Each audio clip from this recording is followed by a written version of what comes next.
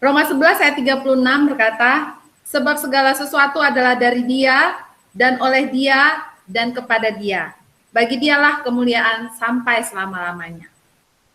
Karena itu mari kita puji Dia, Allah yang memulai segala sesuatu yang baik bagi kita.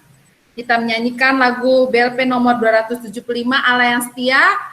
Kita ikuti di tempat kita masing-masing.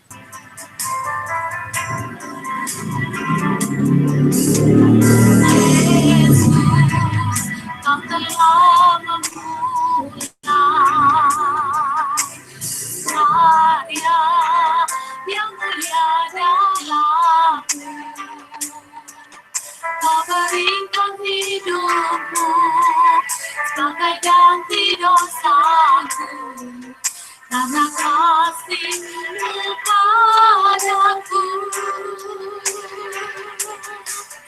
Sekarang ku memuji-Mu, Allah yang setia, yang tak pernah meninggalkan kekuatan tangan-Mu.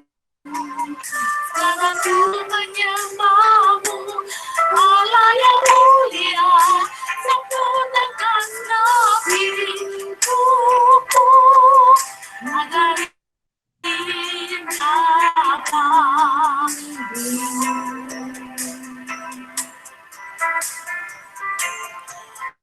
Tuhan yang baik, kasih setianya untuk selama-lamanya, dan kesetiaannya tetap turun-temurun. Sekarang ku memuji-Mu, Allah yang setia, yang tak pernah meninggalkan kekuatan tangan-Mu.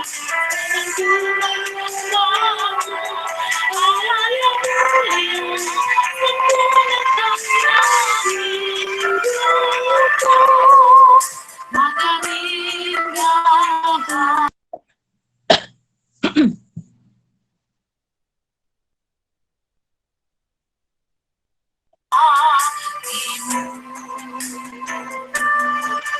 Agar indah hatimu.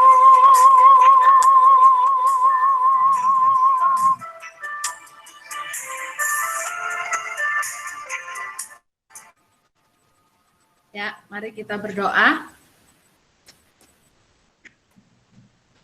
Benar ya Bapa, bahwa Engkaulah yang memulai segala sesuatu. Engkaulah Alfa dan Omega. Karena itu kami datang ke hadirat-Mu Allah kami, yang menciptakan segala sesuatu yang baik daripada mulanya. Biarlah kami pada malam hari ini, ketika mau belajar dari tokoh Alkitab yang tercatat di kitab 1 Samuel, yaitu Daud, kami juga boleh melihat segala hal yang baik yang Tuhan rancangkan di dalam kehidupan kami. Dan pada malam hari ini Bapa, kami menyerahkan diri kami semua, dan khususnya Bu Ina, yang akan menyampaikan kebenaran firman-Mu. Biarlah roh Tuhan memimpin dia dan memimpin kami semua, sehingga kami boleh mengerti kebenaran firman Tuhan, dan mau serta mampu melakukannya dalam kehidupan kami sehari-hari. Untuk seluruh peralatan yang kami pakai di tempat kami masing-masing, kiranya Tuhan juga yang menyempurnakannya, sehingga ini boleh dipakai untuk memuliakan Tuhan. Terima kasih ya Bapak, untuk waktu dan kesempatan kami belajar malam hari ini. Ke dalam tangan pengasihan-Mu kami mengucap syukur dan menyerahkan diri. Amin.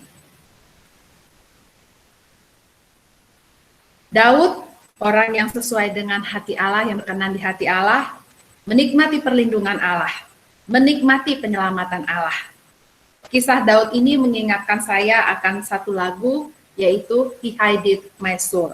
Di dalam Tuhan, hidupku aman dan tentram. Mari kita nyanyikan lagu ini, Bang Hubert akan memimpin kita mengikuti di tempat kita masing-masing. He Hideth My Soul. Mari kita sama-sama memuji Tuhan.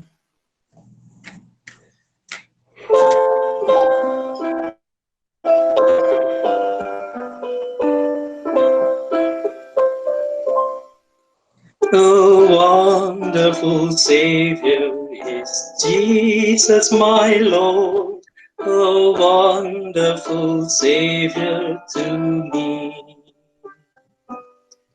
He hideth my soul in the cleft of the rock, where rivers of pleasure I see. He hideth my soul in the cleft of the rock, that shadows a dry, thirsty land. He hideth my life in the depths of His love, and covers me there with His hand. And covers me there with His hand. A wonderful Savior is Jesus, my Lord. He taketh my burden away. He holdeth me up, and I shall not be moved. He giveth me strength as my day. He hideth my soul in the cleft of the rock, that shadows a dry, thirsty land. He hideth my life in the depths of His love, and covers me there with His hand. And covers me there with His hand. With numberless blessings, each moment He crowns, and filled with His fullness divine.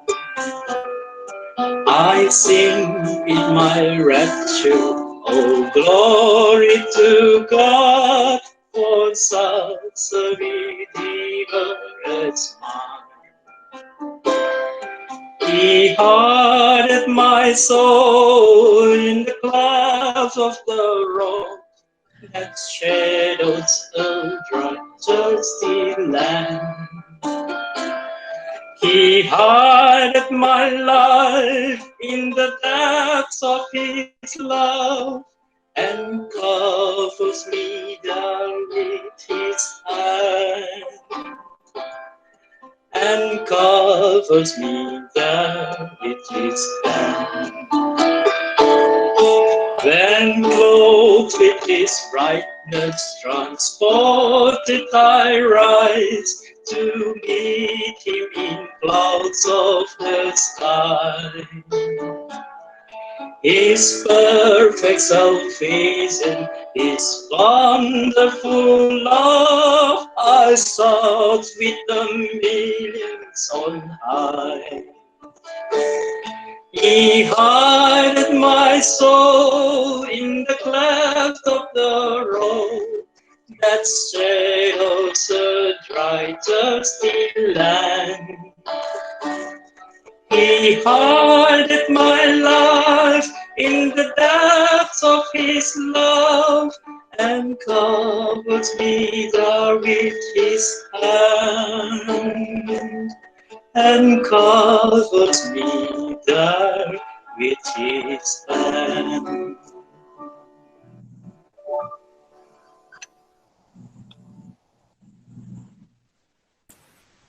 Ya, pada minggu kemarin kita sudah belajar bagaimana Tuhan memberikan Saul menjadi raja itu karena belas kasihan dan murkanya. Dan Tuhan pun menolak kerajaan Saul ketika dia melakukan banyak kesalahan. Secara fakta sejarah, Saul cukup baik menjadi raja karena bisa melawan orang Filistin, Moab, Edom, dan lain-lain. Tapi secara perjanjian atau ketaatannya kepada Allah, Saul raja yang tidak baik. Dan akhirnya Saul pun ditolak Tuhan. Setelah itu akhirnya muncullah raja yang baru, Daud, yang dipilih oleh Allah, dan juga Saul, double chosen. Saat ini kita memasuki lanjutan kisah dari 1 Samuel.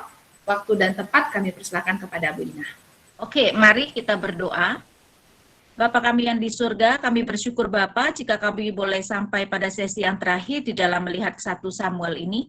Tuhan kiranya memberkati supaya kami boleh mengerti dan lebih menghargai apa yang telah Tuhan kerjakan dan lebih tahu juga apa yang Tuhan mau kami kerjakan. Kami berdoa hanya di dalam nama Tuhan kami Yesus Kristus. Amin. Oke, saudara-saudara, kita sekarang sampai melihat menikmati perlindungan Allah, di mana kita bisa melihat kan gara-gara mereka berperang, dan di dalam 1 Samuel 18:7 perempuan-perempuan biasanya ya, orang kalau kembali berperang, maka perempuan-perempuan itu datang untuk memberikan pujian. Karena itu kita melihat 1 Samuel 18 ayat 7, dan perempuan yang menari-nari itu menyanyi berbalas-balasan, katanya Saul mengalahkan beribu-ribu musuh tetapi Daud berlaksa-laksa. Dan saya rasa di sini para perempuan juga agak kurang berhikmat ya, memuji anak buah 10 kali lipat lebih baik dari tuannya. Itu tentu saja tidak baik, tidak mengherankan Saul kemudian begitu marah. Tapi memang Saul itu tidak punya dasar juga untuk menjadi begitu marah. Karena itu kita melihat ayat 8, lalu bangkitlah amarah Saul dengan sangat, dan perkataan itu menyebalkan hatinya, sebab pikirnya, kepada Daud diperhitungkan mereka berlaksa-laksa, tetapi kepadaku diperhitungkan beribu-ribu. Akhir-akhirnya jabatan raja itu pun jatuh kepadanya. Sejak hari itu maka Saul selalu mendengki Daud.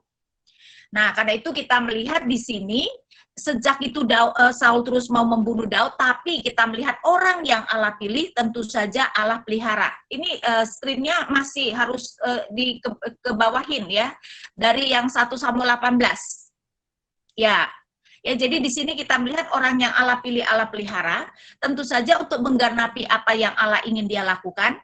Dan permasalahan muncul seperti yang tadi saya katakan, ketika pujian terhadap Daud lebih daripada Saul. Nah, kita akan secara singkat saja melihat bagaimana Tuhan memelihara Daud. Pertama-tama Daud menghindari tombak sampai 2 kali. Nah, saudara-saudara, di dalam PL hanya pernah mengatakan Saul kerasukan. Tapi kerasukan Saul sebenarnya berbeda dengan kerasukan yang diceritakan di dalam PB, karena coba saya bacakan ayat pasal 18 ayat 10 dan 11. Keesokan harinya roh jahat yang daripada Allah itu berkuasa atas Saul, sehingga ia kerasukan di tengah-tengah rumah, sedang Daud main kecapi seperti sehari-hari. Adapun Saul ada tombak di tangannya. Saul melemparkan tombak itu karena pikirnya, baiklah aku menancapkan Daud ke dinding, tetapi Daud mengelakkannya sampai 2 kali. Dikatakan Saul kerasukan, tapi dia masih bisa mengendalikan dirinya, bahkan dia memanipulasi keadaan untuk mencoba membunuh Daud. Dan ketika gagal, orang kemudian tidak bisa menyalahkan dia. Saya bayangkan mungkin dia kemudian berkata kepada Daud, aduh sorry deh anakku, maklumlah lagi kumat, gitu kan. Ya, sehingga kerasukan Saul itu berbeda dengan kerasukan di PB, karena orang-orang yang kerasukan di PB itu sama sekali kehilangan kendali diri. Kemudian kita melihat dari pasal 18 ayat 25 dan seterusnya, setelah ditombak ternyata Daud bisa mengelak, Saul itu mau berpura-pura menjadikan Daud menantu. Tujuannya adalah meminta mas kawin 100 kulit katan orang Filistin. Kulit katan adalah kulit sunatan. Nah, tapi tentu saja musuh tidak mungkin dong mau kamu sunat kecuali dia sudah mati. Tujuannya adalah supaya Daud mati di tangan orang Filistin. Tapi ternyata Daud berhasil memberikan 200 kulit katan orang Filistin, sehingga terpaksa Saul kemudian menjadikan Daud menantunya dengan menikahkan anak perempuannya Mikal. Kemudian pasal 19, Saul yang memang dekat dengan Daud, terang-terangan mengatakan akan membunuh Daud, tapi Jonathan membujuk supaya Saul tidak boleh membunuh karena memang Daud tidak bersalah, dan bukankah Daud banyak berjasanya untuk kerajaan Saul. Kemudian sekali lagi Saul itu mencoba menombak ya di dalam pasal 9 ayat 10, dan kemudian Saul itu kemudian sudah terang-terangan mau membunuh Saul, sampai akhirnya Mikal istri Daud pun menyuruh Daud cepat-cepat melarikan diri.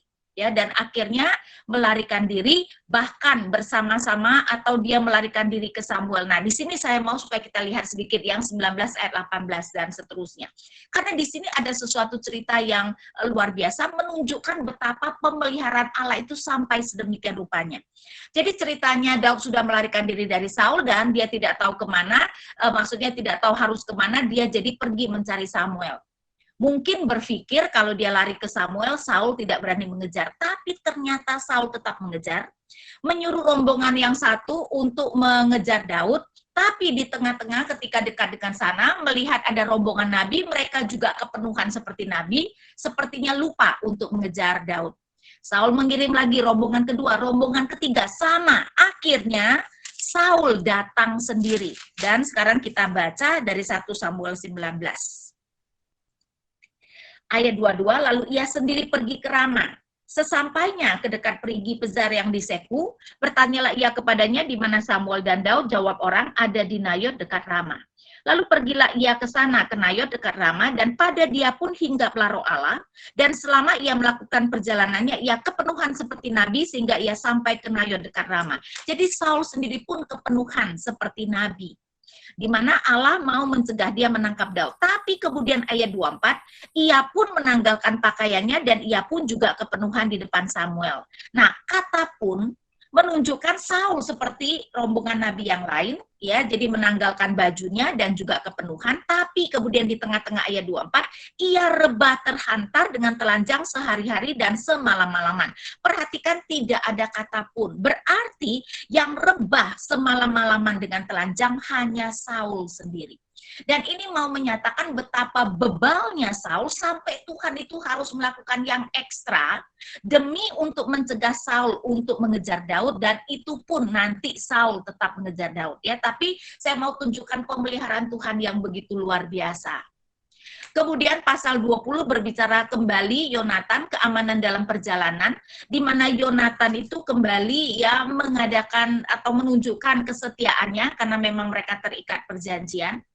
Kemudian pasal 21 ayat 10 sampai 15 adalah Daud yang kemudian saking sudah terdesaknya mau pergi ke Gad, ya. Gad itu adalah tempat Filistin. Nah, sebenarnya di sini ada sesuatu yang aneh. Daud itu pergi ke Gad, Gad adalah kota dari Goliat, dan Daud itu membawa pedang Goliat atau golok Goliat ke sana, ya. Dan akhirnya orang-orang itu berkata, bukankah ini Daud yang membunuh berlaksa-laksa, sehingga Daud ketakutan dan berpura-pura jadi gila.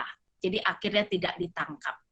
Kemudian pasal 22 ayat 5, pemeliharaan melalui nubuat Nabi Gad, ya, bandingkan dengan Saul tidak ada firman, yaitu berbicara ketika kemudian Nabi itu menyuruh Daud untuk pergi, ya, pergi dari tempat dia ada. Kemudian kita melihat juga pemeliharaan melalui Imam Abiatar, dalam arti Saul yang sudah membunuh para imam, dan Imam Abiatar kemudian melarikan diri, akhirnya melarikan diri ke Daud. Jadi kalau ada apa-apa, Daud kemudian bisa bertanya kepada Tuhan apa yang harus dia lakukan. Dan yang terakhir diselamatkan oleh orang Filistin, mau menggambarkan Saul itu sudah hampir menangkap Daud, tetapi mendadak ada utusan yang mengatakan orang Filistin sudah menyerang, sehingga terpaksa Saul meninggalkan pencariannya terhadap Daud dan akhirnya pergi berperang, ya. Sehingga di sini kita bisa melihat perlindungan Allah yang begitu luar biasa kepada Daud. Nah, sekarang kita masuk 1 Samuel 24 sampai 26, menunggu janji Allah. Di mana ketiga pasal ini menunjukkan bahwa janji Tuhan seharusnya terjadi sesuai dengan cara dan waktu Allah dan bukan dengan cara Daud. Ya, pertama-tama kita melihat 1 Samuel 24 berbicara tentang menantikan keadilan Tuhan. Nah, di sini mari kita melihat 1 Samuel 24, yang terjadi adalah Saul beserta dengan 3.000 tentaranya masih terus mengejar Daud, dan pada suatu waktu Daud dengan orang-orang yang bersembunyi di goa, dan Saul kemudian masuk untuk membuang hajat. Nah, saudara-saudara, kalau Alkitab mengatakan sesuatu yang tidak ada artinya, berarti ada yang penting. Kenapa sampai harus mengatakan Saul itu pergi ke dalam gua untuk membuang hajat? Karena penulis Alkitab tahu kalau tidak kita akan skeptis. Mana mungkin sih seorang raja masuk dalam gua tanpa dikawal? Kecuali tentu saja kalau dia mau membuang hajat. Dan ini mau menekankan betapa Saul itu benar-benar masuk goa itu sendirian. Karena itu kalau saya baca ayat 5, lalu berkatalah orang-orangnya kepada Daud, telah tiba hari yang dikatakan Tuhan kepadamu, sesungguhnya aku menyerahkan musuhmu ke dalam tanganmu, maka perbuatlah kepadanya apa yang kau pandang baik. Maka Daud bangun lalu memotong punca jubah Saul dengan diam-diam. Bayangkan, dia bisa memotong punca jubah tanpa ketahuan, berarti dia bisa membunuh. tapi Daud tidak membunuh, memotong punca jubah. Nah, ada yang menafsirkan artinya Daud sebenarnya sudah mau mengklaim dirinya sebagai raja. Jubah itu sering sekali menunjukkan jabatan seseorang, ya. Elia ketika memanggil Elisa, dia melemparkan jubahnya kepada Elisa. Jadi di sini sepertinya Daud mau mengklaim, tapi kemudian hatinya berdebar-debar dan dia tahu Tuhan tidak berkenan dengan apa yang dia lakukan. Karena itu dia kemudian melarang orang-orangnya untuk membunuh Saul. Tetapi kemudian Daud berkata begitu kepada Saul, ya. Jadi alasan kenapa Daud tidak membunuh Saul, saya bacakan ayat 13. Ayat 13, Tuhan kiranya menjadi hakim di antara aku dan engkau, Tuhan kiranya membalaskan aku kepadamu, tetapi tanganku tidak akan memukul engkau. Di sini kita melihat Daud meminta pembalasan, yang berarti meminta keadilan Tuhan atas dia dan Saul. Ya, perhatikan, di sini ada paralel, Tuhan kiranya menjadi hakim di antara aku dan engkau, Tuhan kiranya membalaskan aku kepadamu. Jadi saudara-saudara, Alkitab menunjukkan meminta Tuhan membalaskan itu adalah meminta Tuhan memberikan keadilan. Berarti kita boleh mendoakan, membalaskan kapan saja, terhadap siapa saja, karena artinya meminta Tuhan memberikan keadilan. Tapi tentu saja kita harus hati-hati. Kalau ternyata kitanya yang tidak benar, berarti pembalasan Tuhan, keadilan Tuhan itu akan terjadi pada kita. Nah, Saul kemudian mengakui bahwa Daud berbuat baik kepadanya dengan tidak membunuhnya. Dan di sini kita bisa melihat Saul kemudian menunjukkan keyakinannya bahwa Daud pasti akan menjadi raja. Ayat 21. Oleh karena itu sesungguhnya aku tahu bahwa engkau pasti menjadi raja dan jabatan raja Israel akan tetap kokoh dalam tanganmu. Oleh sebab itu bersumpahlah kepadaku demi Tuhan bahwa engkau tidak akan melenyapkan keturunanmu dan tidak akan menghapuskan namaku dari kaum keluargaku. Lalu bersumpahlah Daud kepada Saul, kemudian pulanglah Saul ke rumahnya, sedang Daud dan orang-orangnya pergi ke kubu gunung. Ya, seharusnya kita berpikir, nah Saul itu sudah dilepaskan, harusnya bersyukur dan tidak lagi mengejar-ngejar. Tapi Saul itu selalu emosi saja, yang merasa bersyukur kepada Daud dan sepertinya tersirat mengatakan tidak akan mengejar, tapi kemudian nanti mengejar lagi. Tapi sekarang kita melihat 3 pasal ini adalah lebih ke arah Tuhan mencegah Daud melakukan hal yang tidak benar.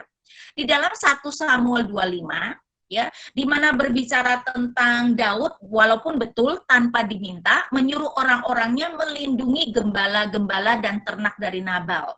Dan ketika perayaan untuk menggunting, ya, bulu domba itu sedang dilakukan, kemudian Daud mengutus orang-orangnya untuk meminta supaya Nabal mau memberikan kemurahan kepada mereka.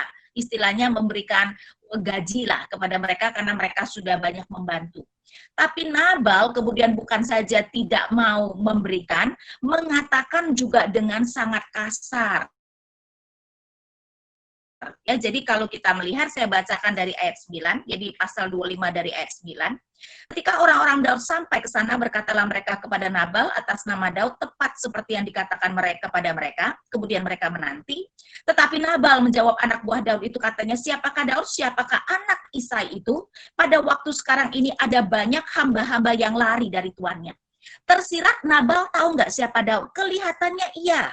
Dia mengatakan, menyindir bahwa pada waktu ini banyak hamba yang lari dari tuannya. Dan memang Daud sedang melarikan diri dari Saul.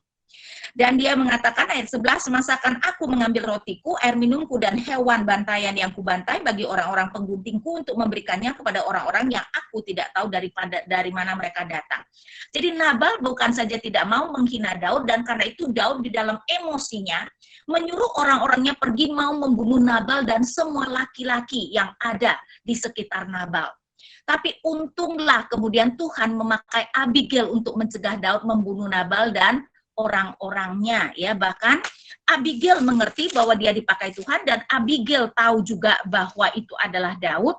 Ya, karena itu kita melihat misalnya, saya bacakan dari ayat 26.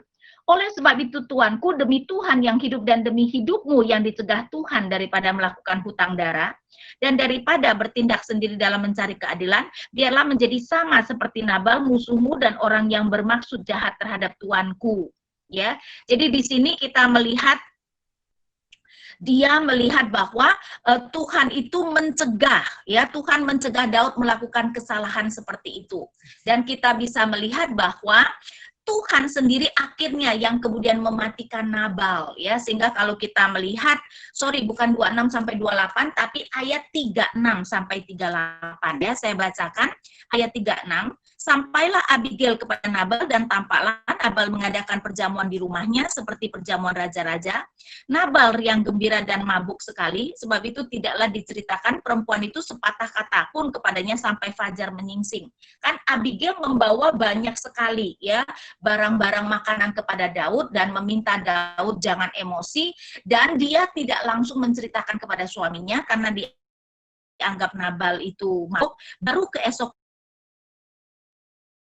ketika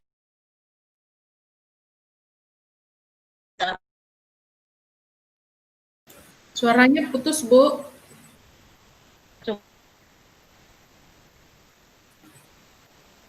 Bu Ina.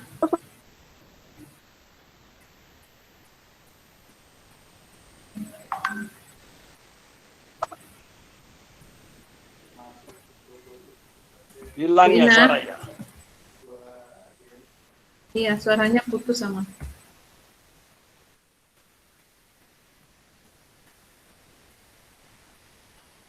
Halo?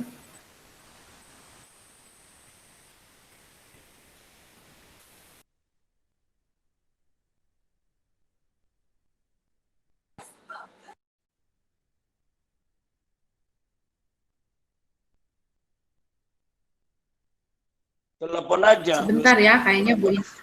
Iya, Mam. Ini sudah masuk lagi.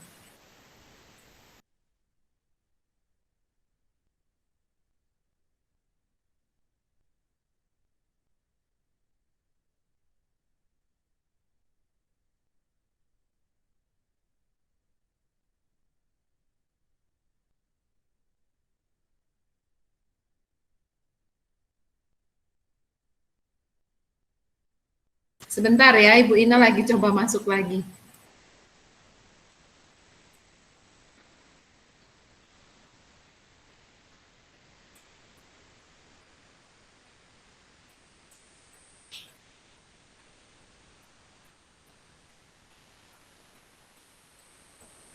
Halo, Ya, Bu. oke ya.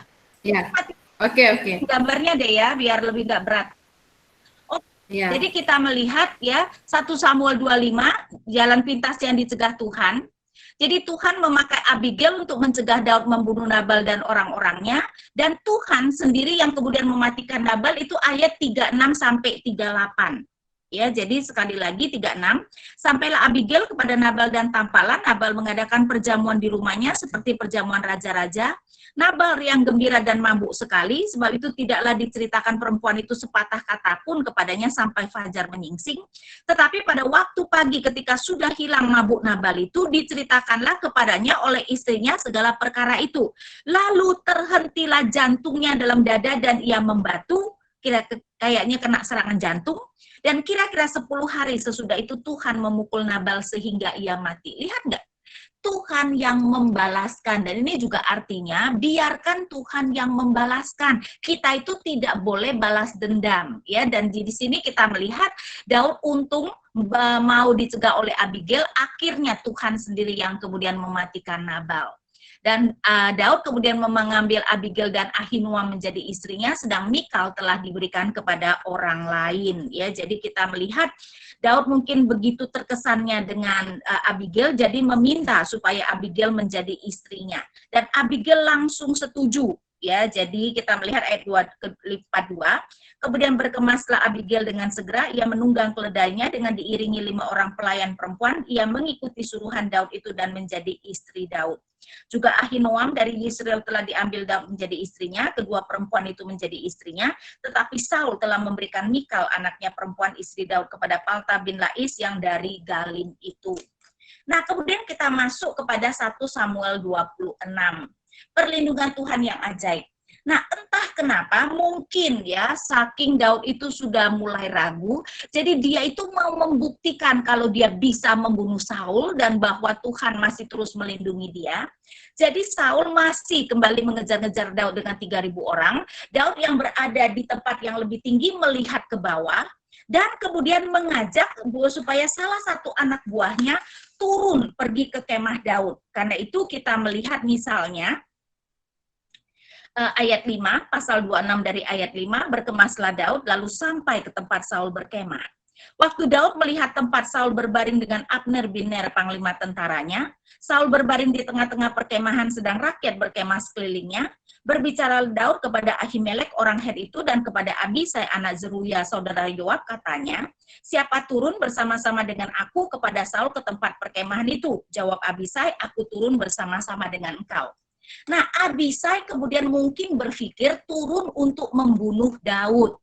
Ya, tetapi yang terjadi adalah ternyata Daud bukannya mau membunuh, hanya mengambil tombak dan kendi Saul. Tapi saudara-saudara, kepikiran nggak sih ya, Saul bersama dengan 3.000 tentaranya, tidak mungkin semua tentaranya tidur. Kenapa Daud bisa mengambil kendi dan tombak Daud yang ada di kemah Saul? Ya, tombak dan kendi Saul yang ada di kemah Saul. Ternyata kita melihat apa yang terjadi, ayat 12. Kemudian Daud mengambil tombak dan kendi itu dari sebelah kepala Saul, lalu mereka pergi. Tidak ada yang melihatnya, tidak ada yang mengetahuinya, tidak ada yang terbangun sebab sekaliannya tidur karena Tuhan membuat mereka tidur nyenyak. Ya, jadi di sini ternyata Tuhan dengan sengaja mau membuktikan betapa mudahnya Saul bisa membunuh Daud bisa membunuh Saul, bahkan bisa mengambil tombak dan kendinya. Dan Tuhan melakukan dengan cara yang mudah, membuat semua orang tidur nyenyak.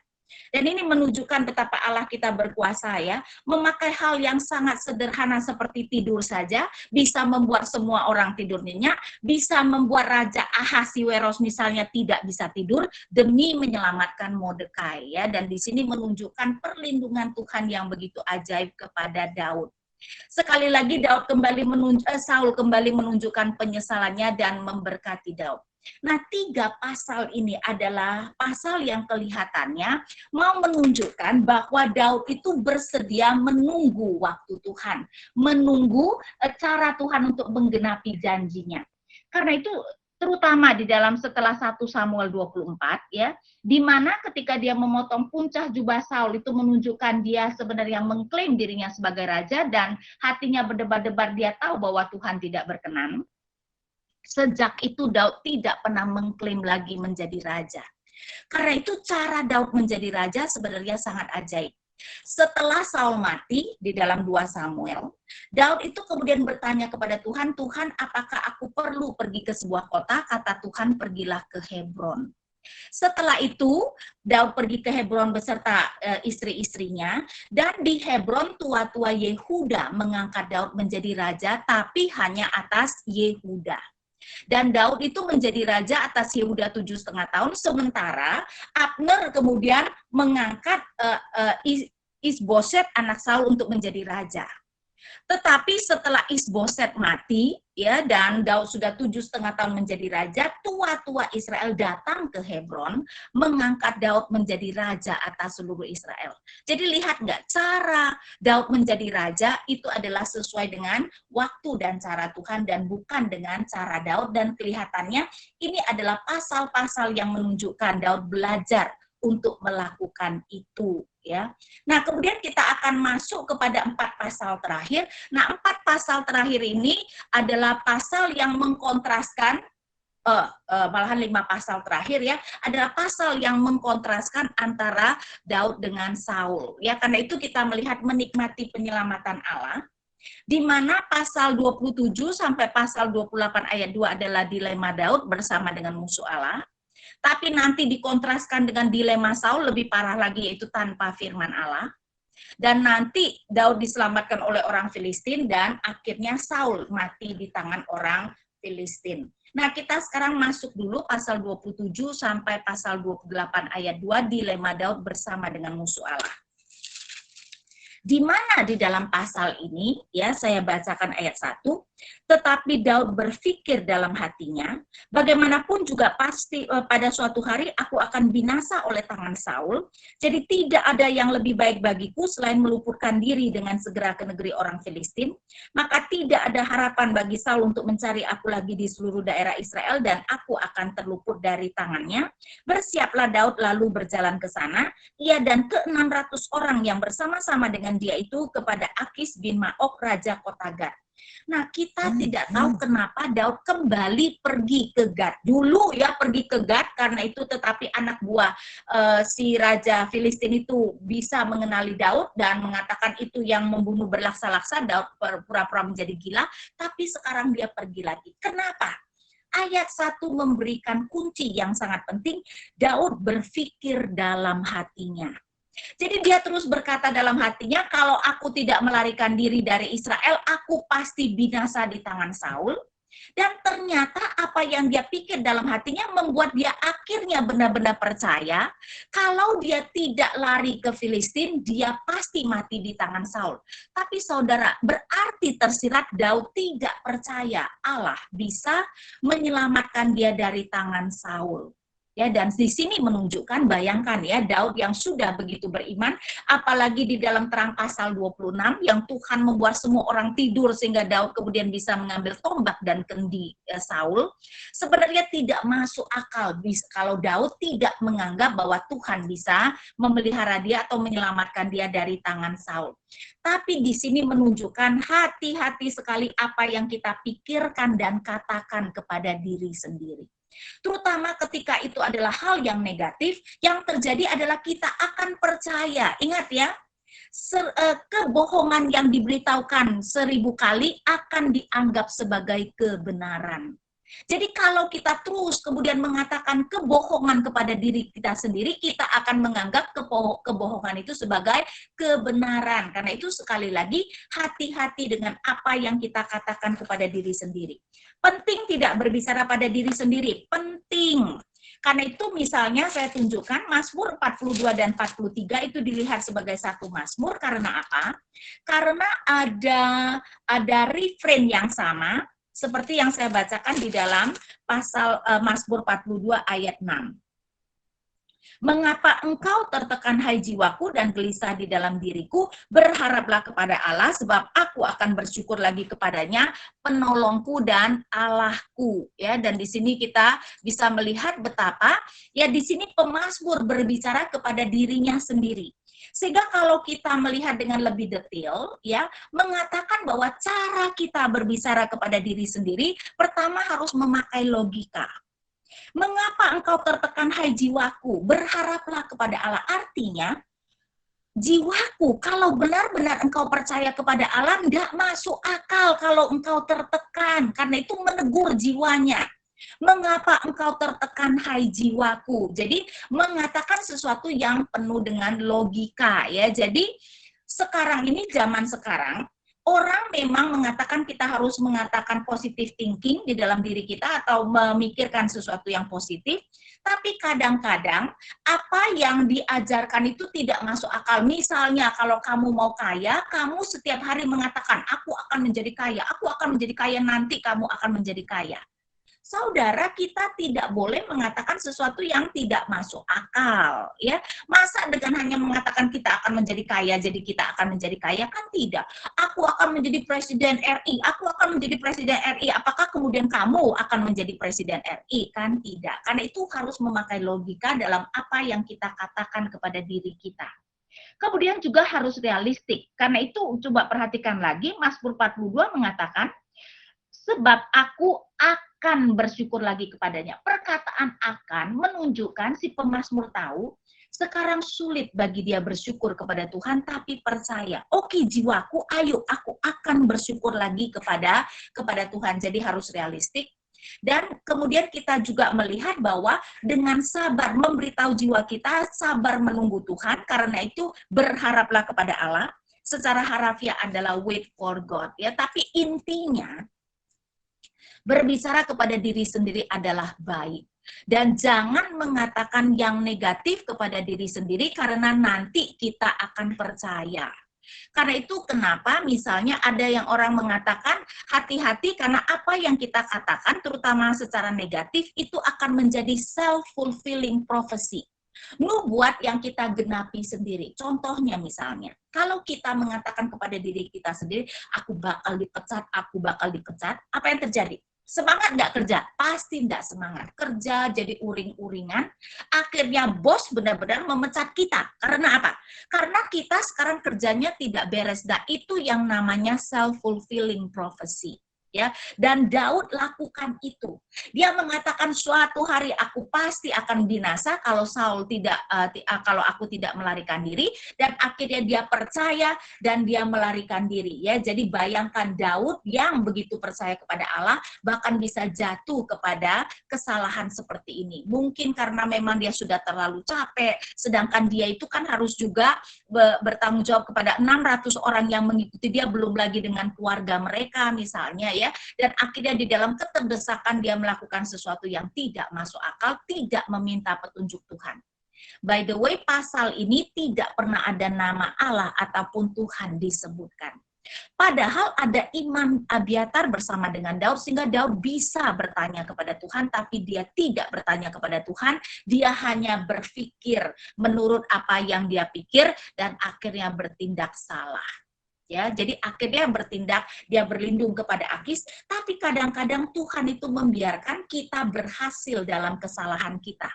Karena itu ternyata sepertinya Daud berhasil, karena memang kemudian Saul berhenti mengejar, ya. Jadi kalau kita melihat dari ayat 3, Daud dan semua orang yang menetap pada Akis di Gat, masing-masing dengan rumah tangganya, Daud dengan kedua orang istrinya, yakni Ahinoam perempuan Yisrael dan Abigail bekas istri Nabal, perempuan Karmel. Setelah diberitahukan kepada Saul bahwa Daud telah melarikan diri ke Gat, ia tidak lagi mencarinya. Jadi dugaan Daud betul, kalau dia sampai pergi ke negeri Filistin, dan memang Filistin adalah musuh terkuat Israel pada waktu itu, tidak mungkin Saul berani mengejar. Tapi bukan itu saja, Daud kemudian meminta supaya diberikan kota Ziklag, ayat 5. Berkatalah Daud kepada Akis, jika kiranya aku mendapat belas kasihanmu, biarlah diberikan kepadaku tempat di salah satu kota di tanah datar, supaya aku tinggal di sana. Mengapa hambamu ini tinggal padamu di kota kerajaan ini? Maka pada hari itu Akis memberikan Ziklag kepadanya. Itulah sebabnya Ziklag menjadi kepunyaan raja-raja Yehuda sampai sekarang. Jadi Daud dengan orang-orangnya benar-benar tinggal di kota yang terpisah. Dan karena dia terpisah, Daud kemudian pergi membawa orang-orangnya membunuh musuh-musuh Israel. Tapi dia selalu berbohong kepada Akis bahwa dia membunuh orang-orang Israel. Nah, supaya kebohongannya jangan sampai terkuak, setiap kali Daud berperang membunuh musuh-musuh Israel, dia membasmi semuanya termasuk perempuan dan anak-anak. Dan itu dilakukan selama 16 bulan. Ya, dan Akis yang percaya kepada Daud akhirnya memberikan Ziklag, dan bukan itu saja, saking percayanya karena menganggap bahwa Daud pasti sudah dibenci oleh orang Israel karena banyak membunuh orang Israel, maka pasal 28 ayat 1 dan 2 saya bacakan. Pada waktu itu orang Filistin mengerahkan tentaranya untuk berperang melawan orang Israel. Lalu berkatalah Akis kepada Daud, ketahuilah baik-baik bahwa engkau beserta orang-orangmu harus maju berperang bersama-sama dengan aku dalam tentara. Jadi saking percayanya, ketika mau berperang melawan Saul dan Israel, mau Daud mendampingi dia untuk berperang. Dan ini menunjukkan dilema Daud kan, saya yakin Daud tidak mungkin akan membunuh orang Israel, berarti kalau benar-benar disuruh berperang, Daud akan terbuka kedoknya. Tapi Daud adalah aktor yang sangat baik. Jawab Daud kepada Akis, baik, engkau akan tahu apa yang akan diperbuat hambamu ini. Ini adalah kata yang bisa diartikan apa saja. Akis mungkin saking percaya kepada Daud, berpikir Daud mengatakan akan membuktikan betapa dia setia kepada Akis, padahal harusnya bukan itu yang dimaksudkan Daud. Tapi intinya sekarang Daud berada di dalam dilema. Karena apa? Saking percayanya Akis meminta Daud untuk berperang bersama melawan dia. Nah, kita kontraskan dengan dilema Saul tanpa firman Allah di dalam pasal 28. Tapi sementara ini saya berikan dulu kesempatan untuk bertanya. Ya, apakah ada pertanyaan? Ayo, apakah ada? Ada Bu. Ini yang pertama ya Bu ya. Ya. Apakah maksud kepenuhan roh Allah? Apakah seperti orang kerasukan roh jahat? Tentu saja tidak ya. Kepenuhan Roh Allah. Nah, memang entah kenapa ya, terutama di zaman monarki awal seperti ini, dikatakan nabi itu kalau kepenuhan roh itu seperti ada trans gitu loh. Bukan kepenuhan roh jahat, tapi memang ada anehnya karena itu pakai telanjang dada ya. Jadi mungkin kadang-kadang seperti menari-nari agak trans seperti itu, kelihatannya seperti itu yang mau digambarkan. Jadi memang pada masa itu agak ada yang berbeda gitu Bu ya. Ya. Tentu saja bukan roh jahat ya, maksudnya roh Allah yang benar-benar memenuhi mereka. Walaupun kadang-kadang penampilannya kok jadi aneh ya Bu, kok jadi telanjang sehari-harian gitu. Tapi kalau itu khusus Saul, ya karena itu tidak ada kata pun kan, sedangkan yang lain cuma mungkin telanjang waktu nari-nari kepenuhan, tapi tidak ya, seperti Saul yang sampai terbaring semalam-malaman telanjang. Itu khusus Saul, dan itu ditafsirkan saking bebalnya Tuhan itu harus berkenan yang ekstra ya untuk mempertobatkan Saul. Itu pun Saul tetap tidak bertobat. Oke.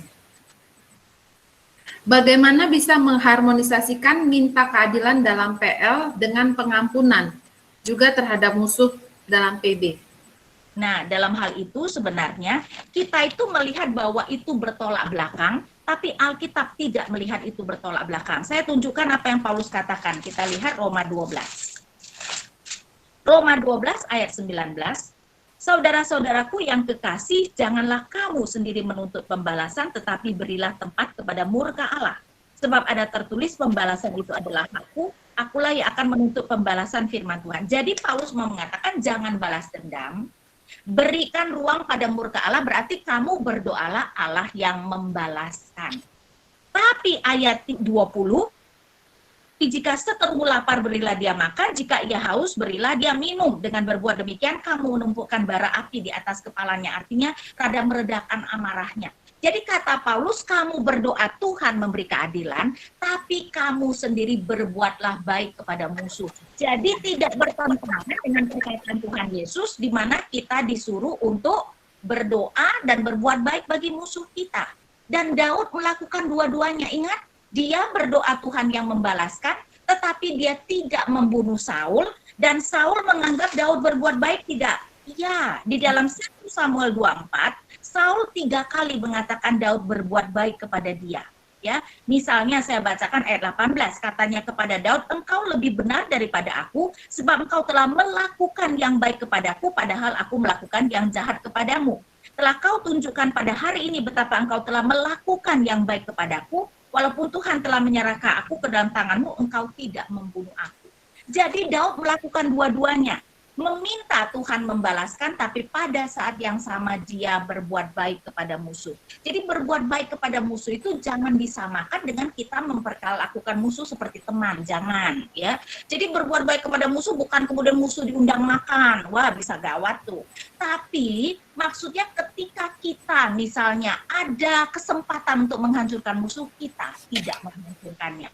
Kita meminta Tuhan yang menghukum dia. Jadi itu tidak bertentangan. Itu mungkin boleh kita sebutkan sebagai paradoks. Yang meminta Tuhan yang membalaskan, pada saat yang sama kita berbuat baik kepada dia. Jadi sekali lagi ini tidak harus bertentangan. Bisa kita lakukan dua-duanya. Oke Bu. Berikutnya, kenapa Saul begitu ngotot mau membunuh Daud? Padahal Saul adalah seorang penakut. Sementara Daud sudah beberapa kali kalau mau bisa membunuh Saul. Karena dia tidak rela kalau Daud yang nanti menjadi raja, dan dia sudah bisa menduga Daud yang diurapi menjadi raja. Karena kan Tuhan sudah mengatakan, Tuhan sudah memilih orang yang berkenan kepada dia. Dan setelah 1 Samuel 18, perempuan mengatakan Saul mengalahkan beribu-ribu musuh, tetapi Daud berlaksa-laksa. Saya bacakan kembali ayat 8.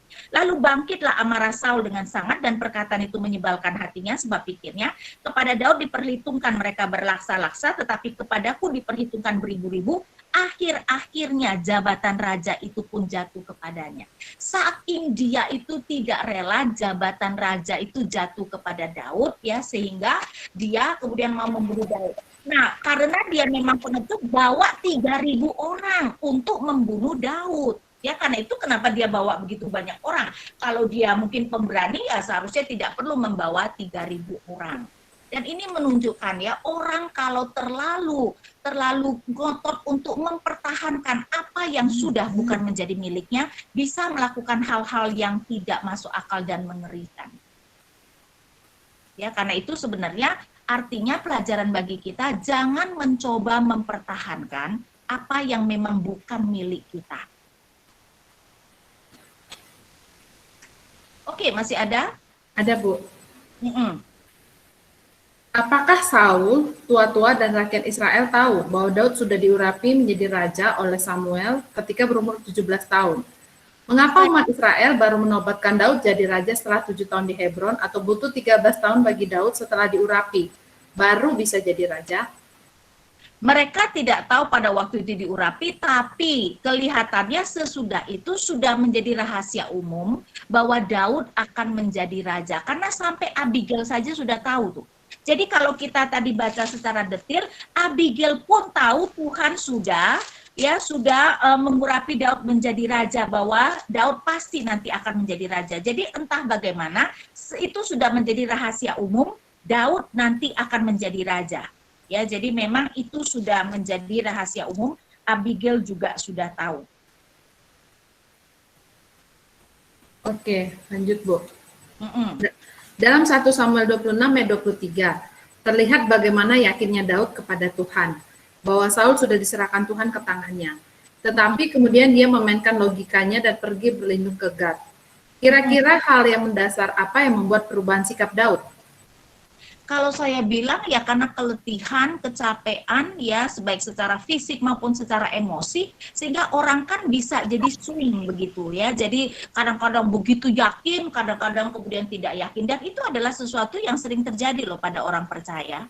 Karena itu memang kita harus hati-hati ya, tidak mudah sebenarnya mempertahankan iman ketika kita berada di dalam keterdesakan. Jadi memang bisa satu saat yakin sekali, tapi di dalam saat berikutnya kita kemudian menjadi ragu, karena sering sekali di dalam keyakinan kita ada keraguan.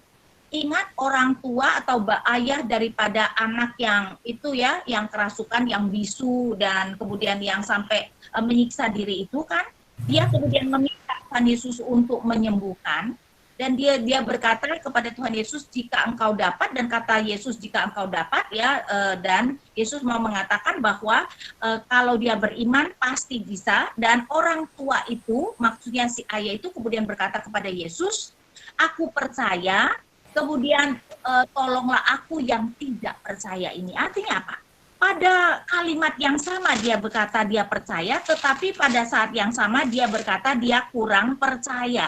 Jadi memang iman kita itu tidak sempurna ya, dan sering sekali di dalam iman kita itu ada keraguan. Karena itu memang hati-hati, karena itu bisa di satu sisi kita begitu yakin, nanti berapa hari kemudian kita tenggelam lagi di dalam keraguan. Jadi saya rasa itu adalah hal yang cukup wajar ya, terjadi pada umat Allah.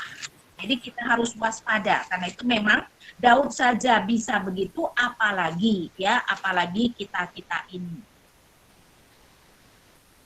Mau nanya lanjutan yang tadi soal kepenuhan roh di 1 Samuel 19 ayat 24. Ya. Apa mungkin ini roh yang sama dengan roh jahat yang daripada Tuhan di 1 Samuel 16 ayat 14? Agak menarik juga sih dipakai istilah jahat, tapi roh itu dari Tuhan. Enggak dong, kalau roh jahat berarti roh jahat. Kalau ini kepenuhan Roh Kudus harusnya. Roh jahat, ya betul, roh jahat dari Tuhan hanya berarti diizinkan Tuhan untuk mengganggu. Kalau ini kepenuhan roh, jadi adalah Roh Kudus. Karena coba kalau lihat saya misalnya ya, 1 Samuel 19 ayat 23, lalu pergilah ia ke sana ke Nayot dekat Rama, dan pada dia hinggaplah roh Allah. Bukan roh jahat dari Allah, tapi roh Allah. Jadi ini berbicara tentang kepenuhan oleh Roh Kudus. Jelas bukan roh jahat. Karena itu berkali-kali di sini roh Allah ya. Ayat 20, maka Saul mengirim orang suruhan untuk mengambil Daud, tetapi orang-orang ini pun melihat sekumpulan nabi kepenuhan dengan dikepalai oleh Samuel, dan roh Allah hingga pada orang-orang suruhan Saul. Jadi berkali-kali ini semua adalah roh Allah. Sedangkan itu roh jahat dari Allah. Jelas sangat berbeda ya. Jadi ini adalah mereka kepenuhan Roh Kudus. Bu, Saul kan begitu bebal, sudah kepenuhan roh Allah pun dia tidak berubah. Kenapa Daud tidak bertindak saja jadi raja daripada panjang-panjang kesalahan Saul, Bu? Tapi kan Tuhan yang mencegah. Kan ketika di 1 Samuel 24 dia kemudian memotong punca jubah Saul, hatinya berdebar-debar dan Daud mengerti Tuhan yang mencegah. Karena itu dia mengerti dia tidak boleh menyentuh orang yang diurapi Allah. Saya bacakan 1 Samuel 24, kemudian berdebar-debarlah hati Daud karena ia telah memotong punca Saul, lalu berkatalah ia kepada orang-orangnya, dijauhkan Tuhanlah kiranya daripadaku untuk melakukan hal yang demikian kepada Tuanku, kepada orang yang diurapi Tuhan, yakni menjamah dia sebab dialah orang yang diurapi Tuhan. Jadi Tuhan yang mencegah. Jadi memang bagi Tuhan tidak boleh membunuh orang yang diurapi walaupun orang itu sudah tidak dipakai Tuhan. Ya, jadi Tuhan yang mencegah. Jadi kita harus melihat Daud melakukan tindakan yang benar ketika tidak kemudian membunuh Saul dan merebut tahta. Berarti itu jadi prinsip hidup juga sampai saat ini ya Bu ya, bahwa tidak boleh kita jahat gitu kepada orang yang diurapi Allah ya Bu ya, walaupun dia tidak dipakai Tuhan lagi. Betul, walaupun dia sudah tidak dipakai Tuhan, biarkan Tuhan yang menghukum dia. Ya, jadi memang hati-hati. Saya rasa ini memang prinsip yang diajarkan Alkitab. Oke.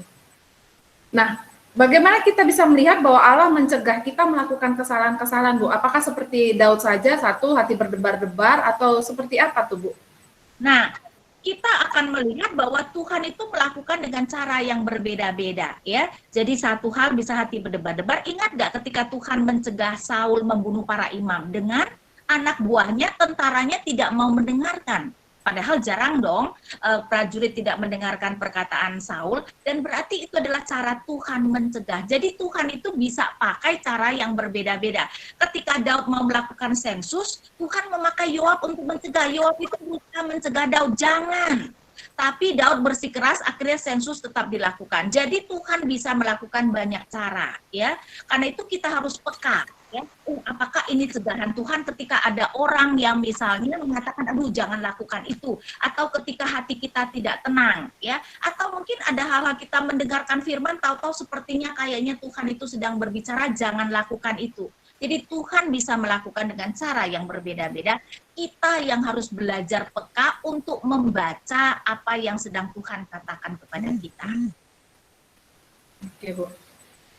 Apakah pernikahan di PL pernikahannya Daud tidak apakah pernikahan di PL tidak sakral karena Daud sudah menikah dengan Mikal anak Saul, kemudian cerai dan dinikahkan dengan Palti?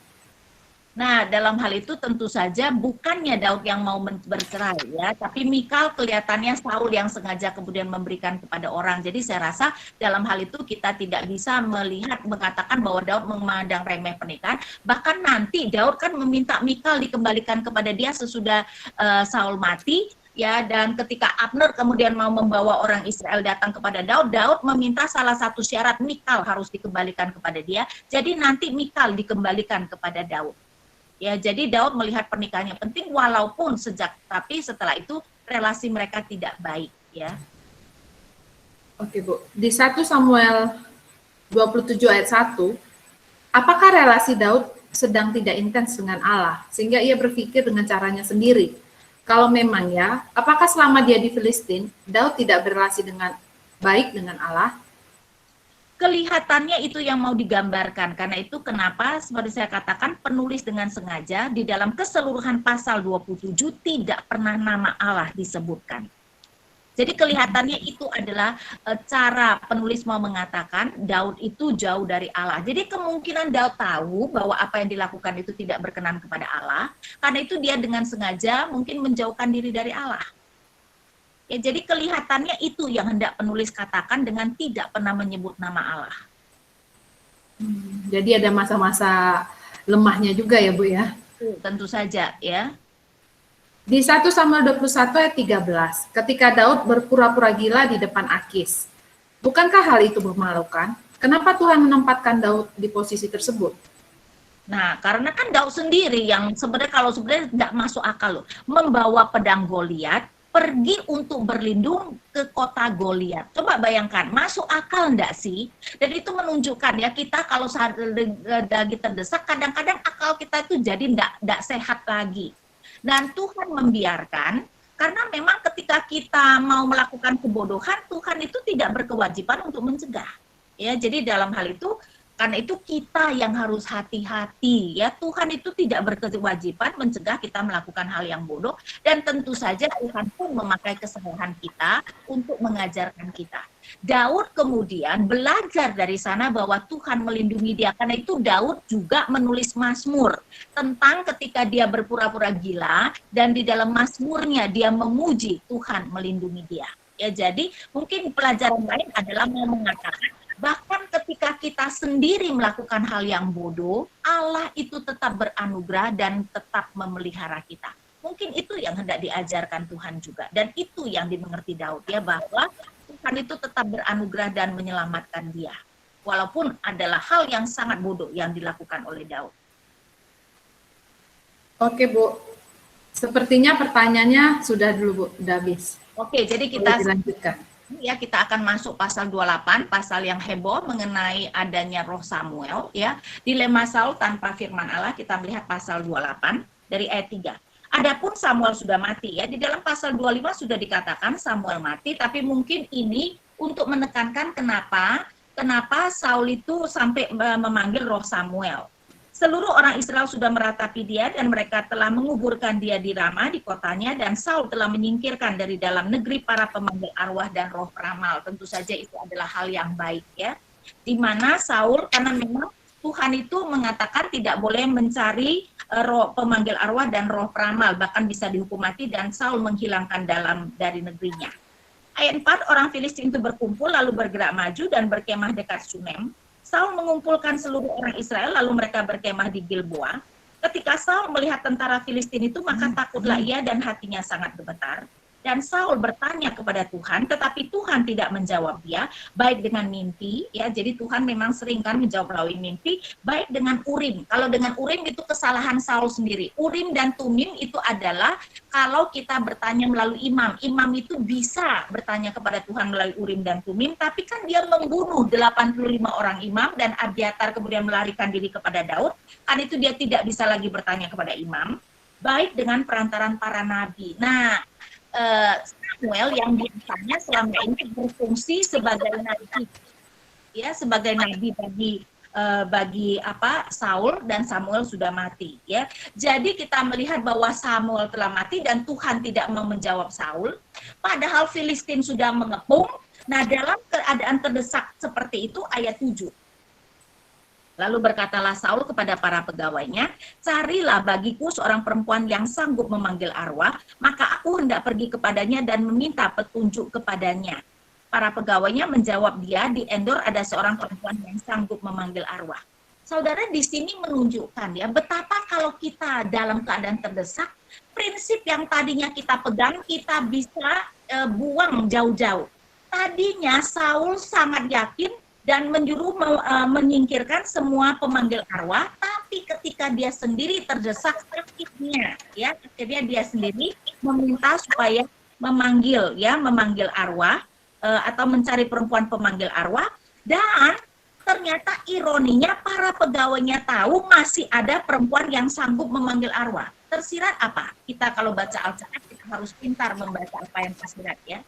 Tersirat adalah Saul itu bukan raja yang disegani.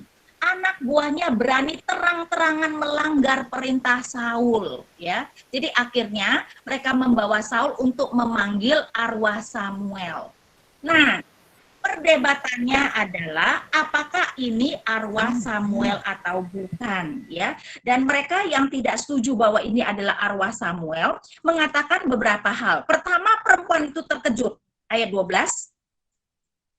Ketika perempuan itu melihat Samuel, berteriaklah ia dengan suara nyaring, lalu perempuan itu berkata kepada Saul, demikian mengapa engkau menipu aku, engkau sendirilah Saul. Sehingga ada yang menafsirkan, perempuan itu terkejut bahwa benar-benar Samuel datang, berarti biasanya bukan dia tidak mampu untuk memanggil roh. Kalau saya lebih melihatnya, ketika dia melihat Samuel, maka dia kaget karena berarti yang memanggil adalah Saul, padahal dia tahu bahwa Saul menyuruh orang membunuh para pemanggil arwah. Karena itu dia berpikir dia terjebak oleh Saul, ya. Kemudian yang ayat 13, maka berbicara raja kepadanya, janganlah takut, tetapi apakah yang kau lihat? Perempuan itu menjawab Saul, aku melihat sesuatu yang ilahi muncul dari dalam bumi. Nah, mereka yang tidak setuju itu adalah roh Samuel mengatakan, kalau roh Samuel ya turun dari atas dong, kenapa ini muncul dari dalam bumi? Tapi saudara, Alkitab menunjukkan orang yang sudah meninggal pergi ke dunia orang mati, baik orang percaya maupun orang tidak percaya. Sedangkan dunia orang mati ada di mana? Ada di bawah laut. Jadi kedalaman Daud yang lebih dalam lagi adalah dunia orang mati. Sehingga kalau roh Samuel keluar dari bawah, itu masuk akal. Nah, saya menganggap ini adalah Samuel benaran. Kenapa? Karena saya memakai prinsip yang sangat sederhana, yaitu prinsip ini. Saudara, kalau Allah yang berbicara, kalau utusan Allah berbicara sebagai utusan Allah, kalau penulis yang mengatakan, maka itu pasti 100% benar, kita harus percaya. Penulis kita percaya diinspirasikan. Kalau karakter lain yang berbicara, baru kita meragukan. Ya, karena itu Mazmur 14, orang bebal berkata, tidak ada Allah. Tentu saja perkataan orang bebal itu salah, namanya juga orang bebal. Nah, di sini yang berkali-kali mengatakan itu adalah Samuel adalah penulis sendiri. Ayat 15, sesudah itu berbicaralah Samuel kepada Saul. Penulis menyebut roh itu Samuel. Kemudian saya bacakan misalnya ayat 16, lalu berbicaralah Samuel. Jadi berkali-kali penulis menyebut roh itu Samuel, karena itu saya percaya itu adalah Samuel. Ya. Nah, kalau keberatan mengatakan mana mungkin roh itu bisa datang ke dunia orang hidup, nanti kan ada Elia dan Musa, bukankah mereka juga sudah meninggal dan bisa datang ke bumi? Alkitab tidak pernah mengatakan bahwa roh orang yang sudah meninggal tidak bisa datang ke bumi. Kalau Tuhan izinkan tentu saja bisa, walaupun mereka memang harusnya ada di dunia orang mati. Jadi kita tidak percaya dengan roh gentayangan, orang meninggal langsung rohnya pergi ke dunia orang mati, tapi kalau Allah mengizinkan roh orang mati bisa datang ke bumi, ya. Nah, dalam hal itu Samuel kemudian memberikan nubuat bahwa Saul dan anak-anaknya beserta Israel akan diserahkan ke tangan orang Filistin, ya.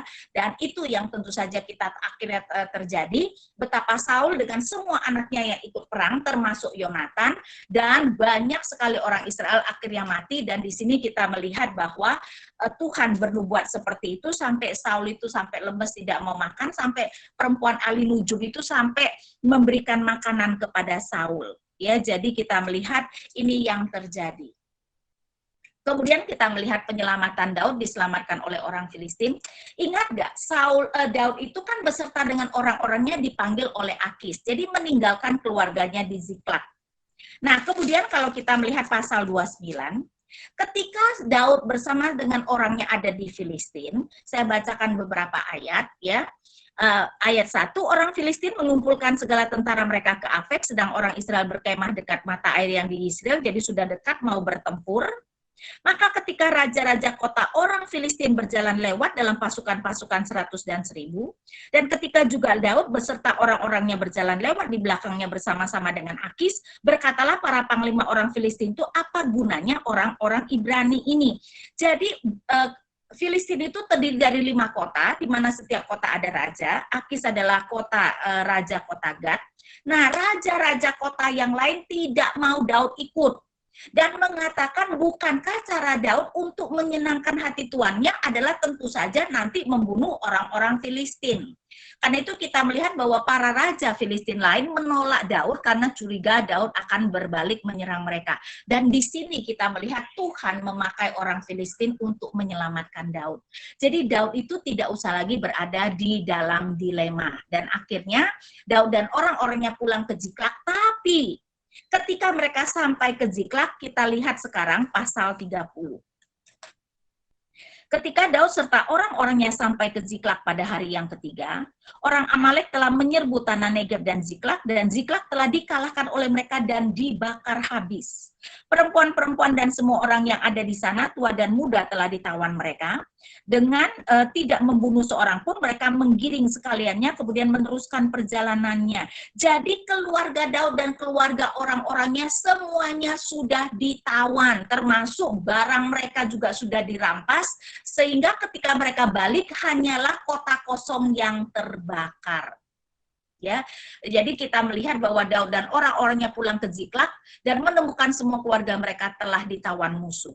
Tapi untungnya mereka itu tidak dibunuh, dan dalam hal ini penulis mau mengatakan setidak-tidaknya orang Amalek tidak sekejam Daud. Ingat nggak apa yang dilakukan Daud selama 16 bulan ketika dia berperang dari Ziklag? Dia selalu membunuh semua lawan-lawannya termasuk perempuan dan anak-anak. Tapi di sini kita melihat bahwa bahkan orang Amalek itu tidak sekejam Daud, ya, sehingga kita melihat orang-orangnya ditawan.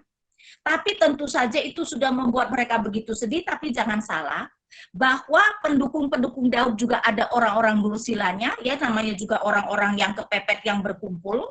Karena itu saya bacakan dari ayat 4, lalu menangislah Daud dan rakyat yang bersama-sama dengan dia itu dengan nyaring, sampai mereka tidak kuat lagi menangis. Juga kedua istri Daud ditawan, yakni Ahinoam perempuan Yisrael dan Abigail bekas istri Nabal orang Karmel. Dan Daud sangat terjepit karena rakyat mengatakan hendak melempari dia dengan batu. Lihat, anak buah Daud sendiri mau membunuh Daud, saking sedihnya. Karena memang tidak semua mereka adalah orang benar, ya. Seluruh rakyat itu telah pedih hati masing-masing karena anaknya laki-laki dan perempuan, tetapi Daud menguatkan kepercayaannya kepada Tuhan Allahnya. Menarik bahwa di saat-saat begitu terdesaklah Daud menguatkan kepercayaannya kepada Tuhan Allahnya. Jadi kemungkinan Daud yang sudah lama, Daud itu tidak mungkin dekat dengan Allahnya 16 bulan, akhirnya dekat lagi karena ada masalah besar. Dan ini menunjukkan kepada kita, ya, betapa sering sekali Tuhan itu memakai masalah membuat kita terpaksa lagi datang dan bergantung kepada Tuhan, ya. Jadi di dalam masa-masa seperti itulah malahan Daud menguatkan kepercayaannya kepada Tuhan. Nah, secara singkat, kalau kita membaca atas pemeliharaan Tuhan, Daud berhasil menemukan musuh berdasarkan keterangan seorang budak yang ditinggal dan menumpas musuh yang sedang berpesta. Jadi di tengah jalan mereka kan nggak tahu dong kemana mencari, ketemu budak yang hampir mati, yang ditinggal oleh orang Amalek karena dia sakit. Nah, budak itu diberi makan dan berdasarkan keterangan budak itulah Daud dan orangnya bisa menemukan orang Amalek. Dan orang Amalek itu karena baru menang perang dan sebagainya, kemudian sedang berpesta pora, sehingga Daud dengan mudah kemudian membunuh musuh-musuh yang sedang berpesta. Ya, kemudian kalau kita baca, ya, apa yang terjadi adalah di sini kemudian diterangkan, ketika mereka itu mengejar musuh, ada kan Daud ada 600 orang. Ada 200 orang yang keletihan, jadi akhirnya Daud menyuruh 200 orang itu tidak usah menyeberangi sungai, menjaga saja, ya, barang-barang mereka. 400 yang bersama-sama dengan Daud berperang. Akhirnya menghancurkan orang Amalek, membawa banyak sekali jarahan, karena ternyata orang Amalek sudah banyak menjarah, ya. Jadi dia kelihatannya tahu bahwa orang Israel akan berperang melawan orang Filistin, jadi banyak sekali kota-kota yang ditinggal oleh prajurit-prajurit, dan karena itu mereka mudah membunuh dan menjarah. Jadi membawa banyak sekali jarahan. Nah, ada orang-orang Daud yang disebut orang Dursila dan yang menganggap, oke, yang 200 itu kan tidak ikut. Jadi kita hanya membagi jarahan kita di antara 400 yang berperang. Tapi Daud tidak setuju, ya, ayat 23. Tetapi Daud berkata, janganlah kamu saudara-saudaraku berbuat demikian dengan apa yang diberikan Tuhan kepada kita, sebab Ia telah melindungi kita dan menyerahkan ke dalam tangan kita gerombolan yang menyerang kita. Siapa yang mau mendengarkan kamu, ya, siapa yang mau, betul, 24, siapa yang mau mendengarkan kamu dalam perkara itu? Sebab bagian orang yang tinggal di dekat barang-barang adalah sama seperti bagian orang yang pergi berperang, itu akan dibagikan sama-sama. Dan demikianlah halnya sejak hari itu dan seterusnya, hal itu ditentukannya menjadi ketetapan dan peraturan bagi orang Israel sampai sekarang. Jadi hasil jarahan Daud, ya, dibagikan kepada yang ikut berperang maupun yang tidak ikut berperang karena keletihan. Karena apa? Dasarnya adalah karena itu adalah Tuhan, pemberian Tuhan. Dan ini memberikan kita prinsip, ya. Kalau kita mengerti apa yang kita miliki adalah anugerah Tuhan, itu membuat kita bisa lebih bermurah hati kepada orang lain. Membuat kita lebih rela untuk berbagi. Jadi prinsip bahwa apa yang kita miliki sebenarnya adalah anugerah Tuhan menjadi sangat penting ya, supaya kita itu tidak menganggap itu milikku dan kita kemudian tidak mau memberikannya kepada orang lain. Tapi bukan itu saja, Daud juga memberikan hasil jarahan kepada para tua-tua yang di Yehuda termasuk Hebron. Dari ayat 26. Ketika Daud sampai ke Ziklag, dikirimnyalah sebagian dari jarahan itu kepada para tua-tua di Yehuda, kepada teman-temannya dengan pesan, inilah pemberian kepadamu dari jarahan yang dirampas dari musuh Tuhan. Termasuk Hebron, 31 kepada yang di Hebron itu dan kepada segala tempat di mana Daud dengan orang-orang yang mengembara. Nah, ini adalah sikap yang sangat berhikmat dari Daud. Dia itu bermurah hati. Karena itu mungkin ini tentu saja juga mempunyai andil. Kenapa ketika Daud nanti ketika bertanya kepada Tuhan setelah Saul mati pergi kemana dan Tuhan mengatakan pergi ke Hebron, maka tua-tua Hebron dengan serela dan suka hati mengangkat Daud menjadi raja. Karena apa? Karena mereka melihat bahwa Daud adalah pemimpin yang murah hati ya, dan di sini kita bisa melihat bahwa ini adalah hikmat yang dilakukan oleh Daud ya. Jadi Daud itu memang orang yang bermurah hati, yang sangat mau berbagi. Mungkin juga karena dia tahu bahwa banyak kota-kota Yehuda yang dijara oleh orang Amalek, karena itu kenapa Daud mau mengembalikan itu. Tapi tentu saja ini dilihat sebagai sesuatu yang sangat positif untuk para tua-tua kota tersebut. Kemudian kita masuk kepada pasal terakhir, kehancuran Saul dihancurkan oleh orang Filistin. Samuel sudah menubuatkan Saul dengan anak-anaknya semuanya akan mati ya, anak-anaknya ikut berperang termasuk banyak orang Israel. Karena itu pasal 31 adalah pasal yang sangat menyedihkan. Pasal 31, sementara itu orang Filistin berperang melawan orang Israel. Orang-orang Israel melarikan diri dari hadapan orang Filistin dan banyak yang mati terbunuh di pedungan Gilboa.